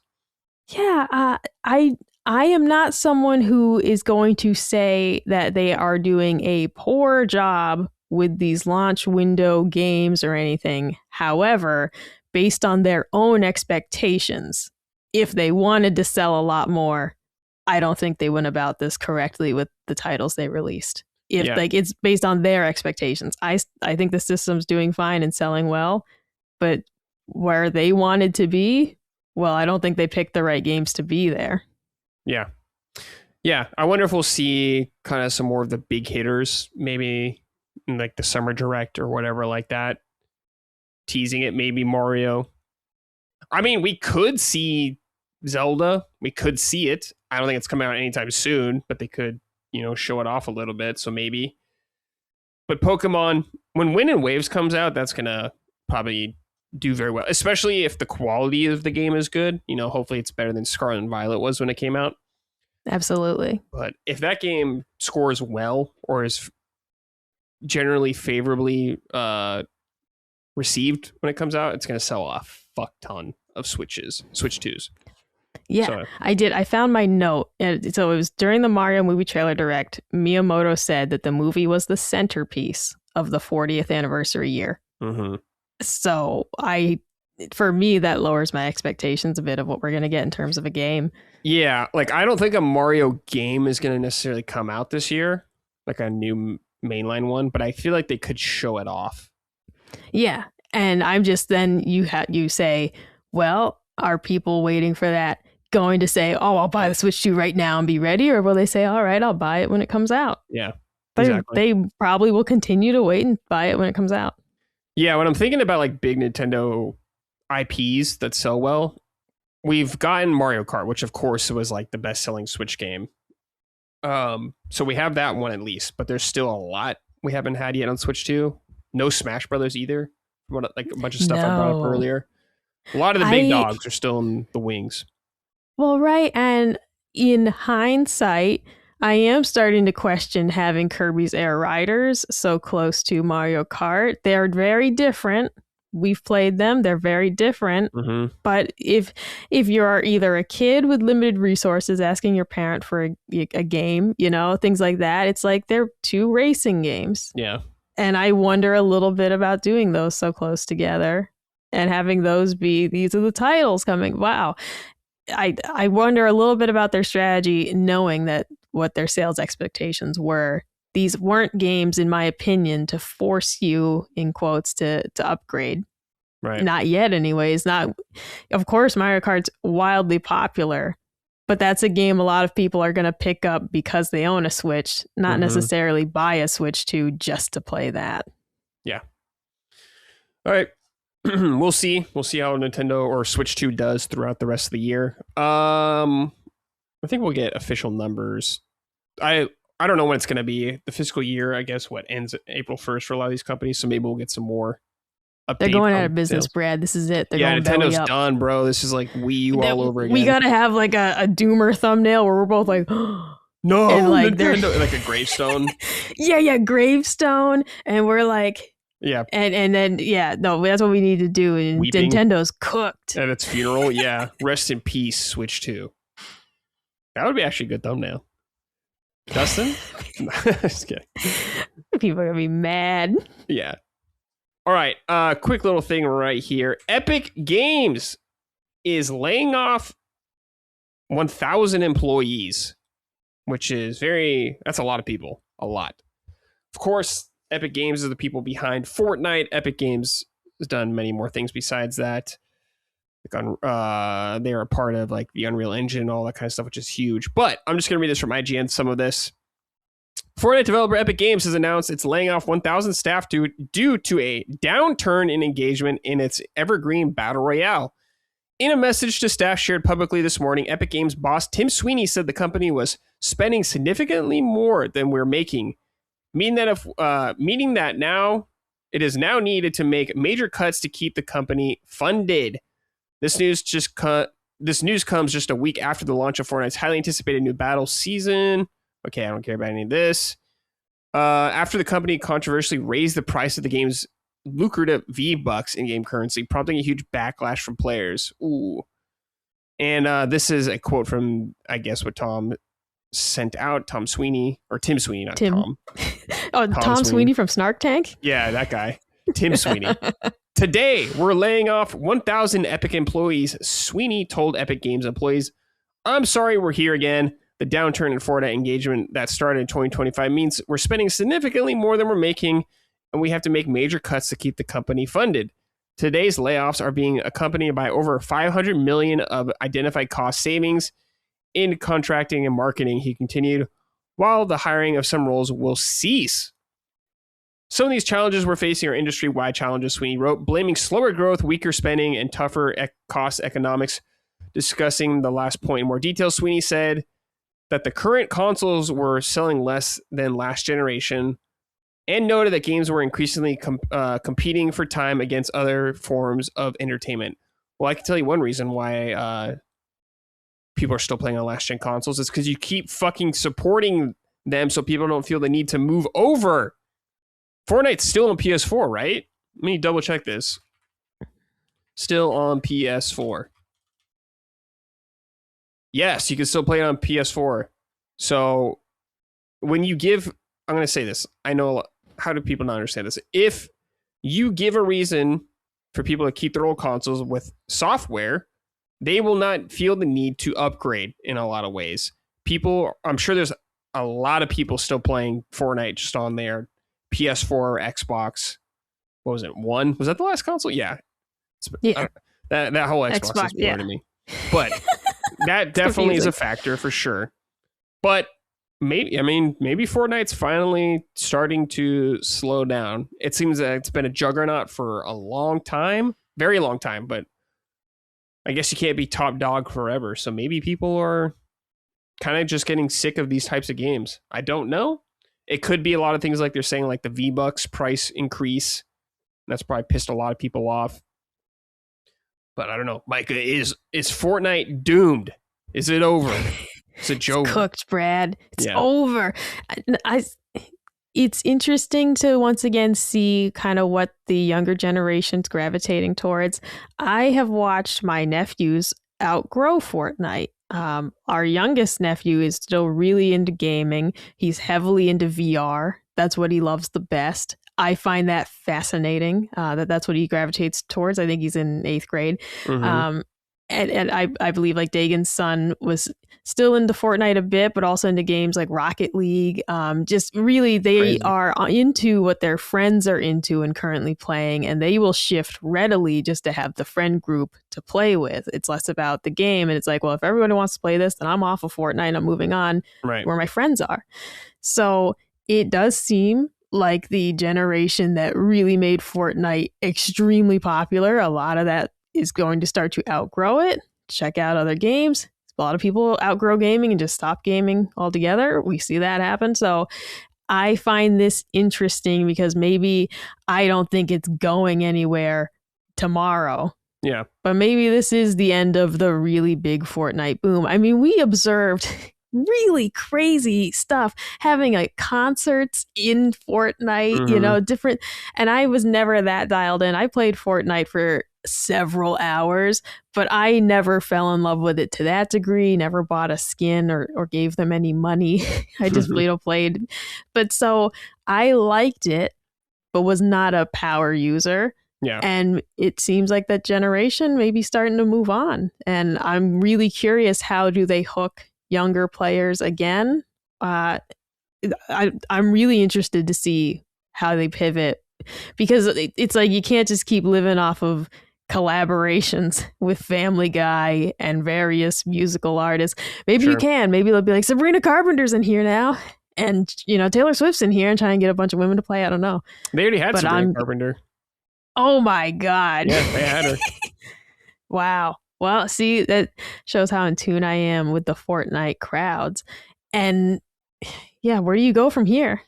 Because you're spending a ton of money on these deals with these celebrities to try and generate business. If that's not working, what do you try next? Yeah. I don't know. Well, yeah, it'll be interesting to see Fortnite over the years, if the trend will continue to go down or if it'll stabilize or something like that. I don't know. You know what they got to do, Brad? They got to bring back Tomato Town. Put that song in the game. Where we landing, boys? Yeah, where we land. Tomato Town, Tilted Towers. Always Tomato Town. That's where I land. Tomato Town's good. All right, Micah. Final thing for the show for us. Well, not the final thing. Final, semi-news topic. It finally happened.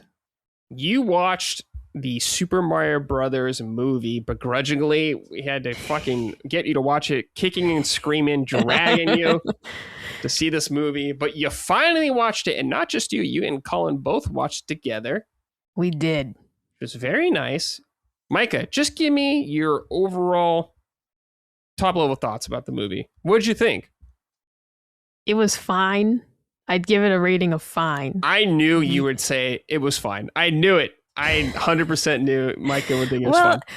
I mean, it's definitely not the worst movie I've ever seen now, or anything like that. It's a thing that exists. Let me say, that's a positive for Micah. I think that's a positive for a movie from Micah. It's not bad, fellas. It could be way worse than that. So I'll take it. Yeah, visually looked great. There were just multiple things that stood out, but like right in the beginning, the furry little penguins looked so good. Yeah. There were several moments that looked really nice, but that was just right away. I'm like, this looks great. Visually looks fantastic. Yeah. So they nailed that. There's a little weirdness with what I said to Colin was I was like, it's not that the characters' faces are bad. It's just that we're not used to seeing them be so expressive. Yeah. We're not used to seeing them at this level of facial movement. So it's just something to get used to. But like visually, it looked great. And my overall is like, yeah, it's fine. It's perfectly fine. Okay. What'd you think about like the beginning of the movie? You know, Mario and Luigi, the plumbers living in Brooklyn. Did you like their ad that they had on television, the commercial? The ad was cute. Colin and I, within like the first 10 minutes, he was like, they're saying Mamma Mia a lot. Yeah. You know, he was like, they keep saying Mamma Mia. He's like, there's another one. There's another one. Like, I thought that was a cute kind of opening segment.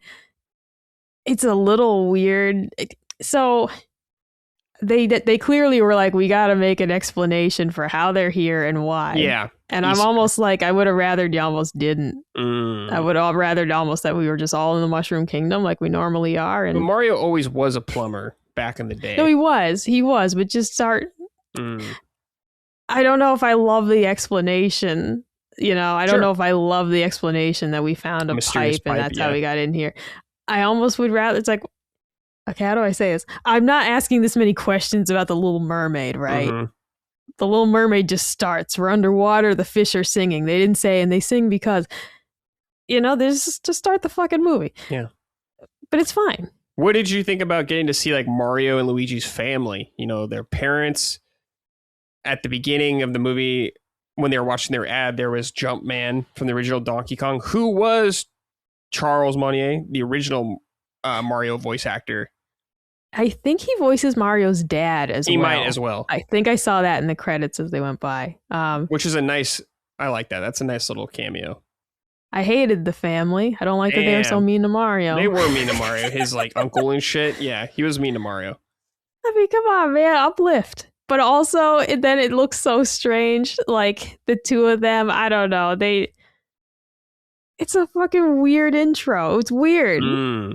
Everybody lives here. The uncle and all these people live in here. Like, how big is this fucking brownstone? How big is this place? Because then Mario has his own room. I'm like, Jesus Christ, how rich are these people? I think he shared it with his brother.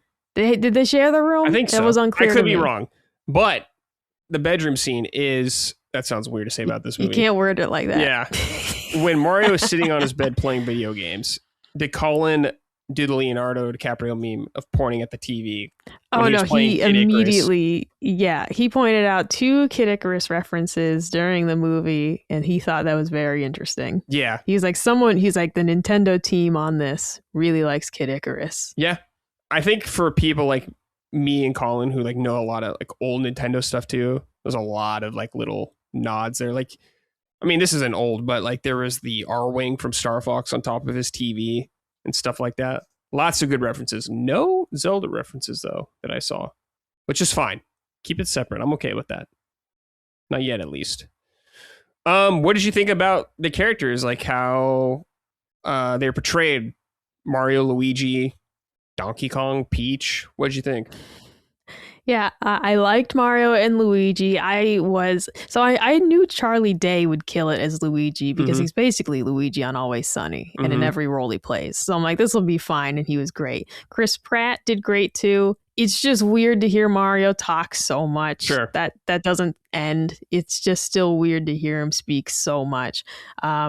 Peach is interesting. I don't dislike what they did with her character, but it's just I didn't know what to expect. Really, she doesn't talk a lot in the games. You know, she might write Mario a letter every now and then, and that's it. So it's like we don't have a ton of like what's Peach like besides a princess.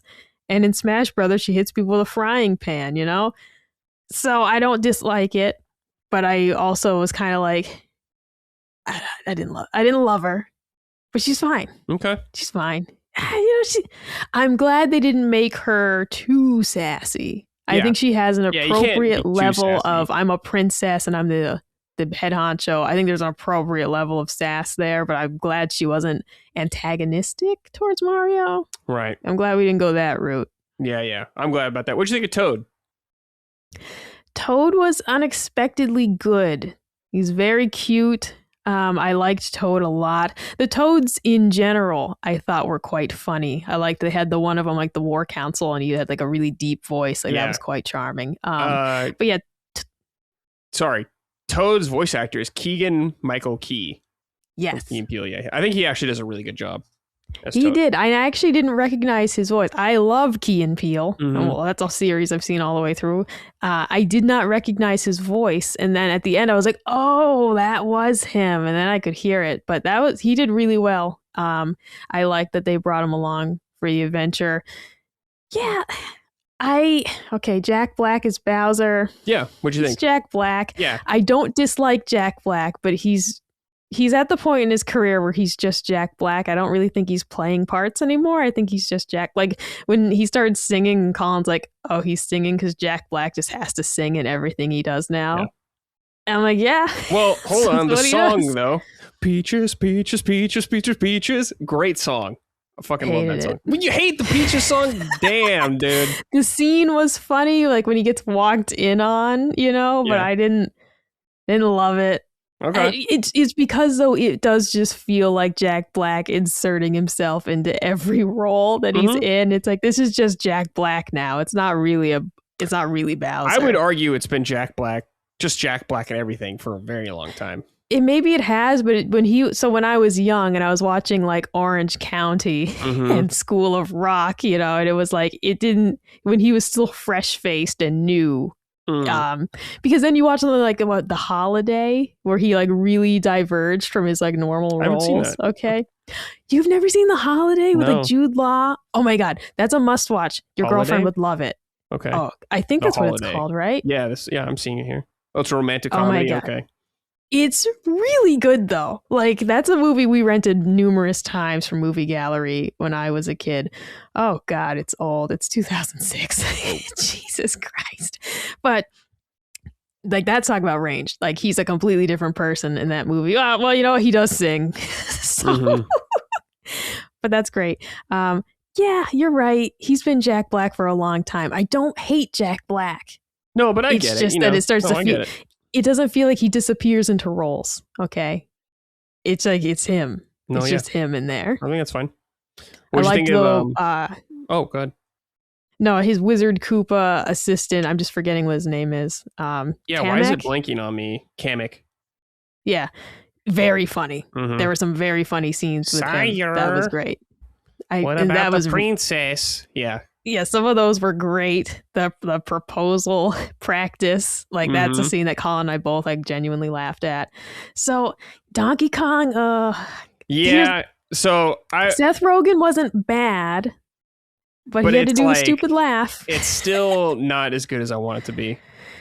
I said to Colin that they made a very clear decision to not have the Kongs be black, even though I think everyone who's ever played Donkey Kong. I mean, just think about it, man. Because they played the Donkey Kong rap. Hey, yeah. They made a very conscious decision that they're like, we're not making them black. But I really think they should have. I think they should have. That would have been a PR I get nightmare. why they can't. You know, yeah. I know it would have been, but I think it would have been better. Maybe they can make like but one Donkey Kong rap is iconic. Maybe like these are clearly, you know. Yeah. I mean, maybe you can make one Donkey Kong, couple of the Kongs black.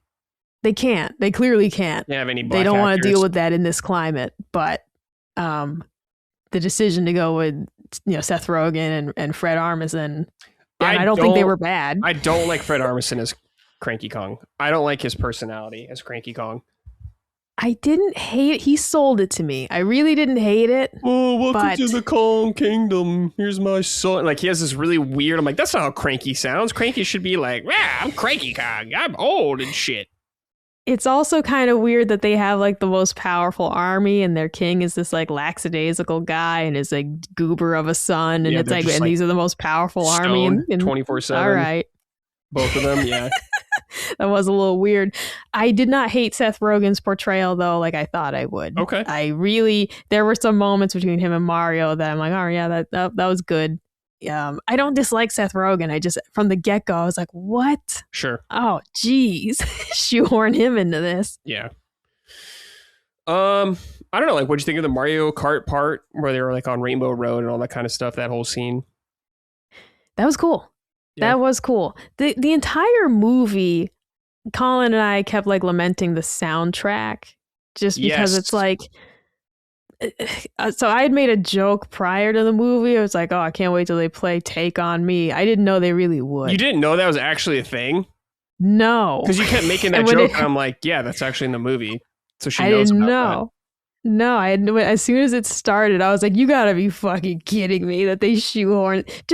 I do not like the 80s nostalgia soundtrack when there is such a rich, like, roster of Mario songs to use. Yeah. Because we were laughing because when the credits play, they have this beautiful medley of Mario songs. And I'm like, this should have been in the fucking movie. Mm-hmm. I just don't like this mix of the let's put 80s songs into Mario movie. Just use the Mario music, or the orchestral score during a lot of scenes was great. Mm-hmm. But I really didn't enjoy.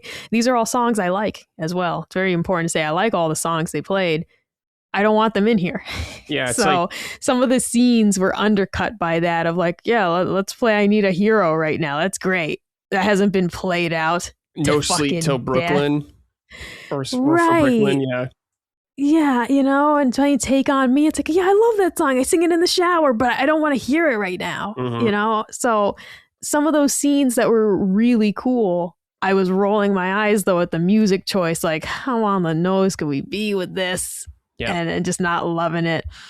But otherwise, no, the Mario Kart scene was really cool. And seeing them like they're throwing banana peels, a blue shell guy. I enjoyed all of that. Yeah.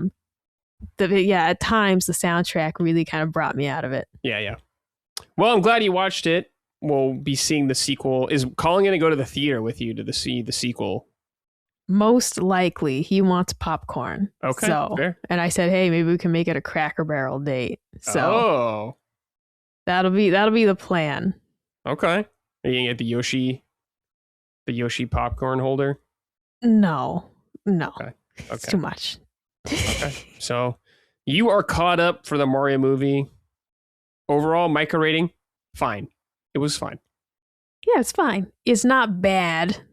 It's not great. Sure. I don't plan to watch it again. There you go. Okay. I'll say too, like, it definitely felt a little all over the place. I recognize it's a kid's movie. They don't linger on scenes for very long. The movie, for the most part, flows pretty nicely. But as an adult watching this, it felt very rushed. Yeah.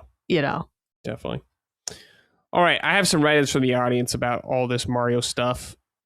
Drew D wrote and said, "Hi, Punchers. Hope you're all well. My 2.5-year-old daughter watched the Mario movie this past week, and she really enjoyed it.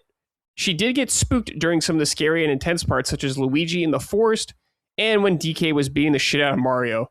But then she felt better after sitting in my lap and some snuggles. I can only imagine the same thing happened with Mike and Colin during these parts. We're even going to see the new ones. We're even going to see the new one as our first movie together in theaters. Glad you finally had the balls to watch a very fun children's movie. Hope you enjoy your showing at 11 p.m. on a Wednesday to avoid people like me. Best, Drew D. Dude, they need to make a Luigi's Mansion movie. That's what I want to fucking see. We're going to get a Donkey Kong movie. Luigi's Mansion. The spooky part was very cool. That was something. Yeah, dry bones. And then him ending up. Yeah, he walks in there and he thinks he's alone, and then all the shy guys are behind him. That was fun. Mm-hmm. That was a very well done scene. Did you like the Doomer Luma locked up in the cage? We talked about that. At first it was really funny. Like when the penguin's like, stop, we're depressed enough already. Like that got a laugh out of us, but then it kept going. They do it too much in the movie. I noticed that as well. I was like, that is them driving it home to children, because children do not tire of jokes quite as fast as adults do. Yeah. So they are like hammering it home. And it's like, at first it was funny. The third time it was like, all right, I've had enough of depressed Luma. Yeah. We'll get more Lumas in the sequel. Now that Rosalina's in it. RK128 wrote and said, blessed day, punchers, or blessed day. Now that you saw the Mario movie, how do you feel about the characterization of the Mario crew, Micah? I personally loved it, but I know people are split on how they characterize Peach specifically. Have a I can't wait to cry at the Galaxy OST being used in a Mario movie sequel kind of day. We did talk about this. We did talk. You say they're not going to use it in the Super Mario Galaxy movie? They're going to use fucking Prince. They're gonna put Purple Rain in there or some shit. You know, they're just going to keep going down the list of 80s hits that they can use. I do hope they address in the sequel, because that was a big form of criticism I saw of this movie. It's too much licensed music. Like you're saying, you have these gorgeous Mario songs, and you're putting like "I Need a Hero" in it. It's like, you don't need that. It just was unnecessary, and it really is just a weird vibe. Yeah. It's just a weird vibe for what it is. This isn't Guardians of the Galaxy with real people in it. It's just kind of like, where am I supposed to place this in my head of where it's taking place and that these songs exist? And like, yeah, it's in New York, but it's a weird New York with a mystical pipe that leads to another place. Like, it doesn't work. Yeah. It just doesn't work. A lot of weird there. I agree with you. Very strange. Don't need it. Let's see here. Nevitz wrote and said, Micah, I assume you didn't care for the Mario movie. When I first saw it, I didn't have much experience with Mario, and I thought the film was okay. That's where you're at. 12 months later, I had played most of the mainline Mario games and rewatched the films. I found it still okay, with a new appreciation for some of the Easter eggs I missed. I'm going to see the Galaxy movie in theaters only because I found Galaxy 1 to be the best 3D Mario game. I don't expect to like it much more than the first movie. I hope you find the perfect time to see it in theaters to avoid seeing any kids. Everyone's bringing that up. I don't know. Dodging children. I don't know if I'm going to be lucky in that regards. I don't know. I'll have to check what the show times are and see. But because they're on school break, I don't know. Maybe some parents are going to be batty and bring their kids to a 10 p.m. showing. I don't know. Yeah. I don't know. Okay. Let's see here. Paul Andrew wrote in and said, Micah, what was your favorite licensed song in the Mario movie? No Sleep Till Brooklyn? Hated all of it. Not that I hated the songs, but the use of them. It just every single Take On Me was the absolute worst, because I made that fucking joke 100% not knowing it was in there. And I was just like, you gotta be kidding me that this song is just like, it must be used in every nostalgia fucking grab thing. It's a great song. That's not what I'm saying. But God, it upset me greatly. Yeah, I want to say there was someone made like a cut, or if it was actually what it was supposed to be in the movie, I'm not sure, but it was like actual Donkey Kong music at that part, and it was way cooler. Would have been great. This is the thing. We have such a library of songs to tweak and tune up however you see fit for a movie. I mean, do it. Yeah. Like, what are we doing here? I don't know. It did not really wow me with that, because then you get to the credits and here's the Mario song medley. And I'm like, all right, well, now you use it. Yeah. I will say, though, I have hope, because for the Yoshi reveal trailer for the Galaxy movie, and they were playing like Yoshi's theme song, like a different version of it, but you could clearly hear it. And I'm like, all right, I have some hope that they're going to put hope. more of the game music in this time. Like, imagine having the opportunity to put Donkey Kong music in your movie and you don't fucking take it. You're insane. Because even then, Colin was like, because I was like, it's clearly for the parents. He's like, how old do they think the parents are? Yeah. And I said, I mean, they're supposed to be our age. However, these are songs that we're all familiar with too. These are songs that were on the radio when I was a kid. They were no longer new, but I heard these songs regularly on the radio. Exactly. So the reality is that millennials are absolutely old enough to recognize all of these songs with their now children. But it is true too when he was like, I mean, really? Like, what's the target age? Like the grandparents taking the kids to the movie? I'm like, you're not wrong. Yeah. Well, it's because only people our age and older listen to the radio. I don't think young kids listen to the radio at all. No, I found a new barbecue show, but it's not a podcast. It's a radio show. Whoa. Thankfully, he posts all the episodes online after they air because it's on Saturdays at 8 a.m. And I'm definitely not. It's the Barbecue Radio Network hosted by Freddie Bell. It's excellent for anyone looking for that. It is not on Spotify, though. You can find it on other podcast services, but Spotify only has 3 episodes. I've been listening to it on Apple Podcasts. I think it's on our iHeartRadio and other stuff too. Oh, okay. But it's really great, and I highly recommend that for any other barbecue nerds. Freddie Bell. Dude, it's a real fucking ass radio show. I love his presentation of it because it really reminds me of being a kid and listening to Casey Kasem, you know? It's the way he frames questions, his tone of voice, because he'll be like, now tell me, you did something interesting with a pork butt, and I want the listeners to hear about this. It's a fucking real ass radio show. Is he a black and dude? It was, Did I find him? think so. Okay. Yeah. I think so. But it really just got me. It was so nostalgic to hear a proper radio show again. Speaker, MC, voice talent, author. When you hear Freddie Bell and you feel like you're listening to a special friend you simply haven't met yet. Wow, that's a quote about him. Damn. It's an excellent program. I discovered the show and within the weekend had listened to 3 episodes. It's really good. Yeah. Okay, that's it for Mario Movie. Micah and I will be back not next episode, but the episode after that. We'll talk about Super Mario Galaxy Movie. So all you listeners will have time to watch it before we talk about it. So stay tuned for that. All right, Micah, let's end the show with some write-ins from the audience. If you want to write into the show, I post a thread every Sunday on our Patreon calling for your submissions. James M. wrote and said, hey, Punchers. This is a general post I think will make Micah in particular very happy on multiple levels. I was in the mood for a nice puzzle game, so I looked up Is This Seat Taken on the eShop based off Micah's adoration. Normally, it is $10, but it was on sale for $7 this weekend, so I promptly purchased it. I will add that I had plenty of credit card cash back points, so the game was essentially free. I then proceeded to play on my Switch Lite despite there being a Switch 2 in my house. I'm guessing this part will make Micah happy and have Brad shaking his head correct. The game itself is great and was exactly what I was looking for. I've gotten to New York and it has gotten more challenging. How can you want to play loud music and need someone to sit next to you, dog? But I am eager to finish up. Sorry about the lengthy writing. I just wanted to share some good vibes. Yes. I've had a lot of people writing about Is This Seat Taken? The Micah Goaty Game of the Year. Dude, it's an excellent little game. I still highly recommend it. I'm so glad more people are checking it out, especially when it's on sale. Please give it a try because it's just a relaxing puzzle game. Those words don't usually go together for me. This is something truly special. Yeah. Shout out. All right. LW Sunday wrote in and said, oh, wait, sorry, I skipped one. John Lynch wrote in and said, what's up punching PP crew? A little Pokemon reference there. Longtime supporter of LSM, first time writer to the show, although I listen each week. This question is from Micah. My girlfriend enjoys cozy games the most. Her 2 favorites are Animal Crossing and now Hello Kitty Island Adventure.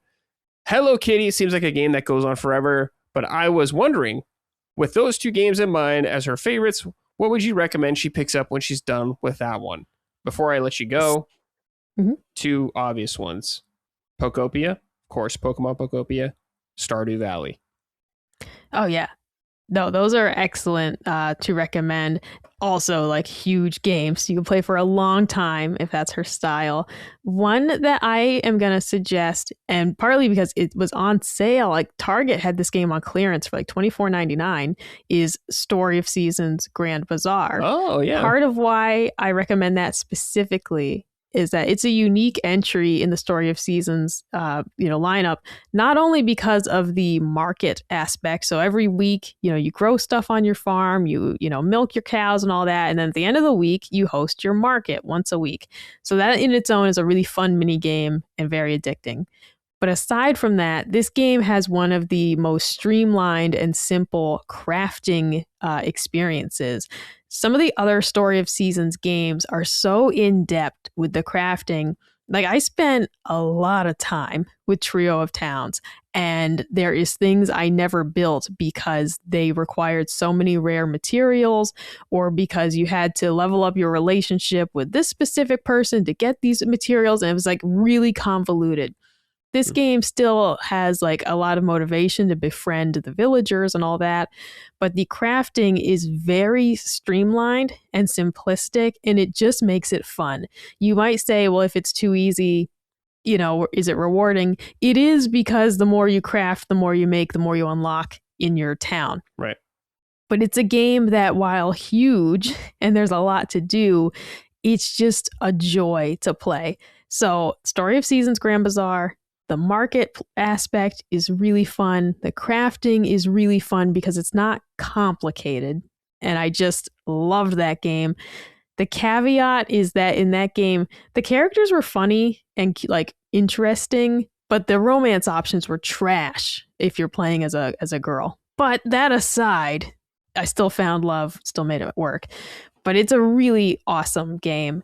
And the price is dropping at various retailers. So it's definitely one I'd recommend. Yeah, Pokopia, of course. If she has even a marginal interest in Pokemon, I have found it to be incredibly cute while not really being into Pokemon at all. I still have to write myself notes, though. Like, where is it? I had a note somewhere because... Oh, okay. So when you go to like build a house, it tells you which Pokemon to bring with you. But I haven't memorized all their names yet. So I wrote Bug Guy, Snake Guy, Skinny Guy, Charmander, Mole Man. Because I just like wrote this note down quickly to go find them all instead of having to keep going back and forth. Yeah. But if she has even a tiny, tiny interest in Pokemon, it's great. Okay. LW Sunday wrote and said, "Greetings all. My son adores the Mario movie, so Galaxy is going to be his first theater experience. Do you have any memorable theater experiences from your childhood? I remember my mom messing up the show times for Mulan, and we walked in during the scene when she was bathing in the river. My mom was very confused about what kind of movie she brought us to. Have a great day. Was going to say super, but that felt on the nose." All right, I got one. I remember my mom, I don't know why, took me and my brother to see Dumb and Dumber. Really? And she just hated it. I just remember my mom. It's not really a mom movie. No, but I don't know why she was there or whatever. We were pretty young, but I remember that. I don't have any like crazy movie memories from when I was a kid. Like, I remember seeing Toy Story in the theater when it came out, like at Thanksgiving time or something like that, and that looked insane. I remember seeing Lord of the Rings, of course, when it came out. That shit slapped immediately. But in terms of like disastrous things, some listeners may know my friend Mike Huber, me and him saw a horror movie together, and there was these teens being obnoxious, and he just stood up and told them to shut the fuck up, and they left the theater. I remember that. That was really funny to me. But other than that, I don't have any like crazy memories. Oh, this is an adult. I saw Thor Love and Thunder. No, not Thor Love and Thunder. Maybe it was Thor 2, or it was some Marvel movie, whatever. I can't remember what it was. But there's this family in front of me, and they were just acting like they're in their fucking living room, just being obnoxious assholes talking the entire time. And that's like one thing that really started my hate for the movie theater. But what about you, Micah? Any memorable theater experiences? Okay, so when I was a kid, and kid into like being like a young teen. I was just a very sensitive child to violence on screen. Okay, this is very important. So my mom took me to see Deck the Halls, starring Danny DeVito. That movie came out at the same time as Deja Vu, starring Denzel Washington. My sister went to see that. She was a couple years older than me. So her and a couple friends went to see that. My mom and I went to see Deck the Halls. There was a slight, though, delay between the two movies, so ours finished first. So we exit the theater, and the guy, we're kind of hanging around, and my mom tells the guy, "Oh, my daughter's in this other movie," and he's like, "You guys can just go in, just go watch the rest of the movie if you want." And we walk in, and I don't remember it super well, but it was a torture scene. And I fucking panicked. I was like, we got to get the hell out of here. And so then like my mom and I exit the theater like only a couple minutes later. And my mom tells the guy, movie's a little intense for the young one here. And he was like, oh, yeah, sorry about that. And so I didn't love that experience. But yeah, that terrified me. Another time I was terrified at the movies when we went to see Ants. And we got to a certain scene in Ants. And I had to be removed from the theater because I was afraid. Surprisingly dark movie. Yeah. It really was. That movie's... I don't feel bad about being scared by that one. That movie was fucking terrifying as a child. Yeah. I don't feel bad about that. Otherwise, I saw Shrek in theaters. That's a core memory. Yeah. I love Shrek to this day. And that was a really fun one to see in theaters. We saw a lot of movies. We'd always go to the movies on Christmas. Oh, hell yeah. Christmas. We would do that Christmas Eve. We would do a movie. Yeah, so like we'd go Christmas Day to see a movie. We lived really close to a movie theater, so we'd do stuff like that. My sister and I used to just see a lot of movies because it was a cheap activity once upon a time. It would be like $7.50 on Tuesdays at Cinemark. And so it's like my mom for a $20 bill could give us an activity, right? And so that was absolutely something we did a lot, and just used to see just everything, every stupid romantic comedy, all the action movies. Oh, dude, Transformers. When Transformers came out, starring Shia LaBeouf, I went ballistic. I really loved it. I saw it at the drive-in theater. That's an amazing memory. Oh, yeah. And I've seen the other two movies I also love. Those are like completely guilty pleasure movies. Like I fucking love those movies. I don't care what anyone says. They're fantastic. The robot noises. I fucking love robots, dude. Oh my God. The sound effects are fucking top tier. Yeah, they are good. Incredible. Yeah. Oh, those are great ones. Those are really fun ones to see in the theater. Nowadays, I just watch a movie at my house. Yeah, I prefer if that. I can. I prefer that as well. All right, Traylon Road said, Brad, how does it feel knowing you're on the right side of history? With Colin saying PlayStation should continue to burn their money in live service because it's so successful thus far, they will eventually burn through all their money and Nintendo will be the last console standing, but is inevitable. Cheers, gang. I think PlayStation makes more money than Nintendo does, I think. I could be wrong on that. I don't mind some live service stuff from Sony. Like, I like Marathon a lot. I think Marathon's an awesome game, but I want more besides that. And I don't know if I'm on the right side of history. I mean, a lot of people are kind of saying this shit, so I'm not special by any means in that camp, but I'm a single player gamer enjoyer as well. So that's just what it's more of a selfish thing. But I mean, Sony's made a lot of stupid decisions in live service. So Hunter's Gathering, I don't know about that. Concord, obvious disaster. Obvious. I mean, imagine Nintendo having like a blunder that big from a game. How much money they'd spend on a game like that. I haven't had anything like that from them that I can recall for a long time. Virtual Boy, shitty.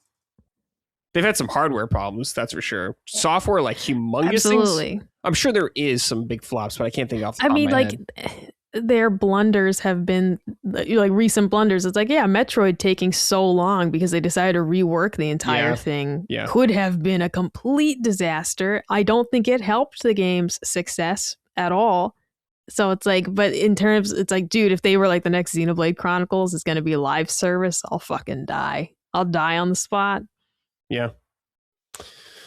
Okay. Final right in here. Level Up Brady wrote and said, have you tried boost mode yet? I've been testing a few games and it actually makes a noticeable difference overall. I could finally play Fire Emblem smoothly, which I am really glad Nintendo did. I've also tried it with the Ori games, Pokemon Legends, XCOM, and Super Smash Brothers. They all look way better in handheld mode. Have you tried it with any games yet? You tried Kingdom Come. Yes. And you said it didn't really notice anything. I didn't. And when I handed it to Colin and he was like, yeah, this is 720p. So I didn't notice a difference for that one specifically. But you guys know I don't see frame rate, you know? Because I was like, yeah, it still looks pretty good. I mean, it looks like ass, but like it looks pretty good when you're running around. It's kind of blurring at the sides, you know? I haven't tested really more games than that. I play so much, though, that is, you know, turn-based. And it's or something like Story Seasons Grand Bazaar. It's like, it's a cartoonish, like Farmville-esque style game. Am I going to think it looks better? Just the style of games I play already aren't the most graphically gorgeous. So I'm like, am I really going to notice any up-res here or any like, the frame rate's smoother? I don't know if I'll see it. Right. I haven't played my Switch 2 in like a week, so I haven't really peeked at it, but I definitely want to test out like Tears of the Kingdom on it and some other stuff. Maybe I'll check out Pokopia as well. But I'm gonna play Tears of the Kingdom on my Switch Lite just as revenge for making me watch the Mario movie. When I finally get to Tears of the Kingdom, it's Switch Lite time. I don't know anyone who wants to give themselves a worse experience constantly than Micah. I'm not gonna put my glasses on either. Constantly wants the worst way to experience something. All right, Micah, that's it. We're done. Another episode in the books. I'm happy you watched the Mario movie. Good job. A round of applause for Micah. Listeners, we're still waiting for Brad to watch a Serbian film, so I looked that up one time. Isn't that like some really fucking perverted shit? Oh yeah, don't watch it. I wish that if I had the SpongeBob device where Mr. Krabs like revokes the movie from the guy's mind, I would use it. It was horrifying. Yeah, I'm not watching this. I just looked at the cover of it. Nah. Please don't watch it. And listeners out there, please don't watch it. Yeah, unless you're like morbidly curious. This looks like some heavy, like sexual deviant kind of shit going on here. The premise of the movie is that this like retired porn star has been asked to come back for like one more film. The film ends up being more than he bargained for, and then it devolves into madness. It is truly, when I say horrifying, I don't mean scary. It is truly just one of the worst things I've ever experienced. Yeah. So no, don't. Well, maybe watch it. I don't know. I'm not your boss. No, thanks. I'm good on that. I'm good. All right, we're out of here, listeners. We'll see you next week. Take care and goodbye. Punching Up, a Nintendo podcast, is a product of Last Stand Media and Colin's Last Stand LLC and is proudly recorded in the USA. The show is written and hosted by me, Bradley Ellis. My co-hosts are Gene Park and Micah Moriarty. The show is edited and produced by Dustin Furman. All of Last Stand's theme music is by Ramon Narvaez. Punching Up, along with the rest of Last Stand's media shows, are fan-funded on Patreon at patreon.com/laststandmedia. The following names are at the producer level on Patreon, our highest tier, and we're grateful for your kind contributions and generosity to our independent endeavor. Thank you.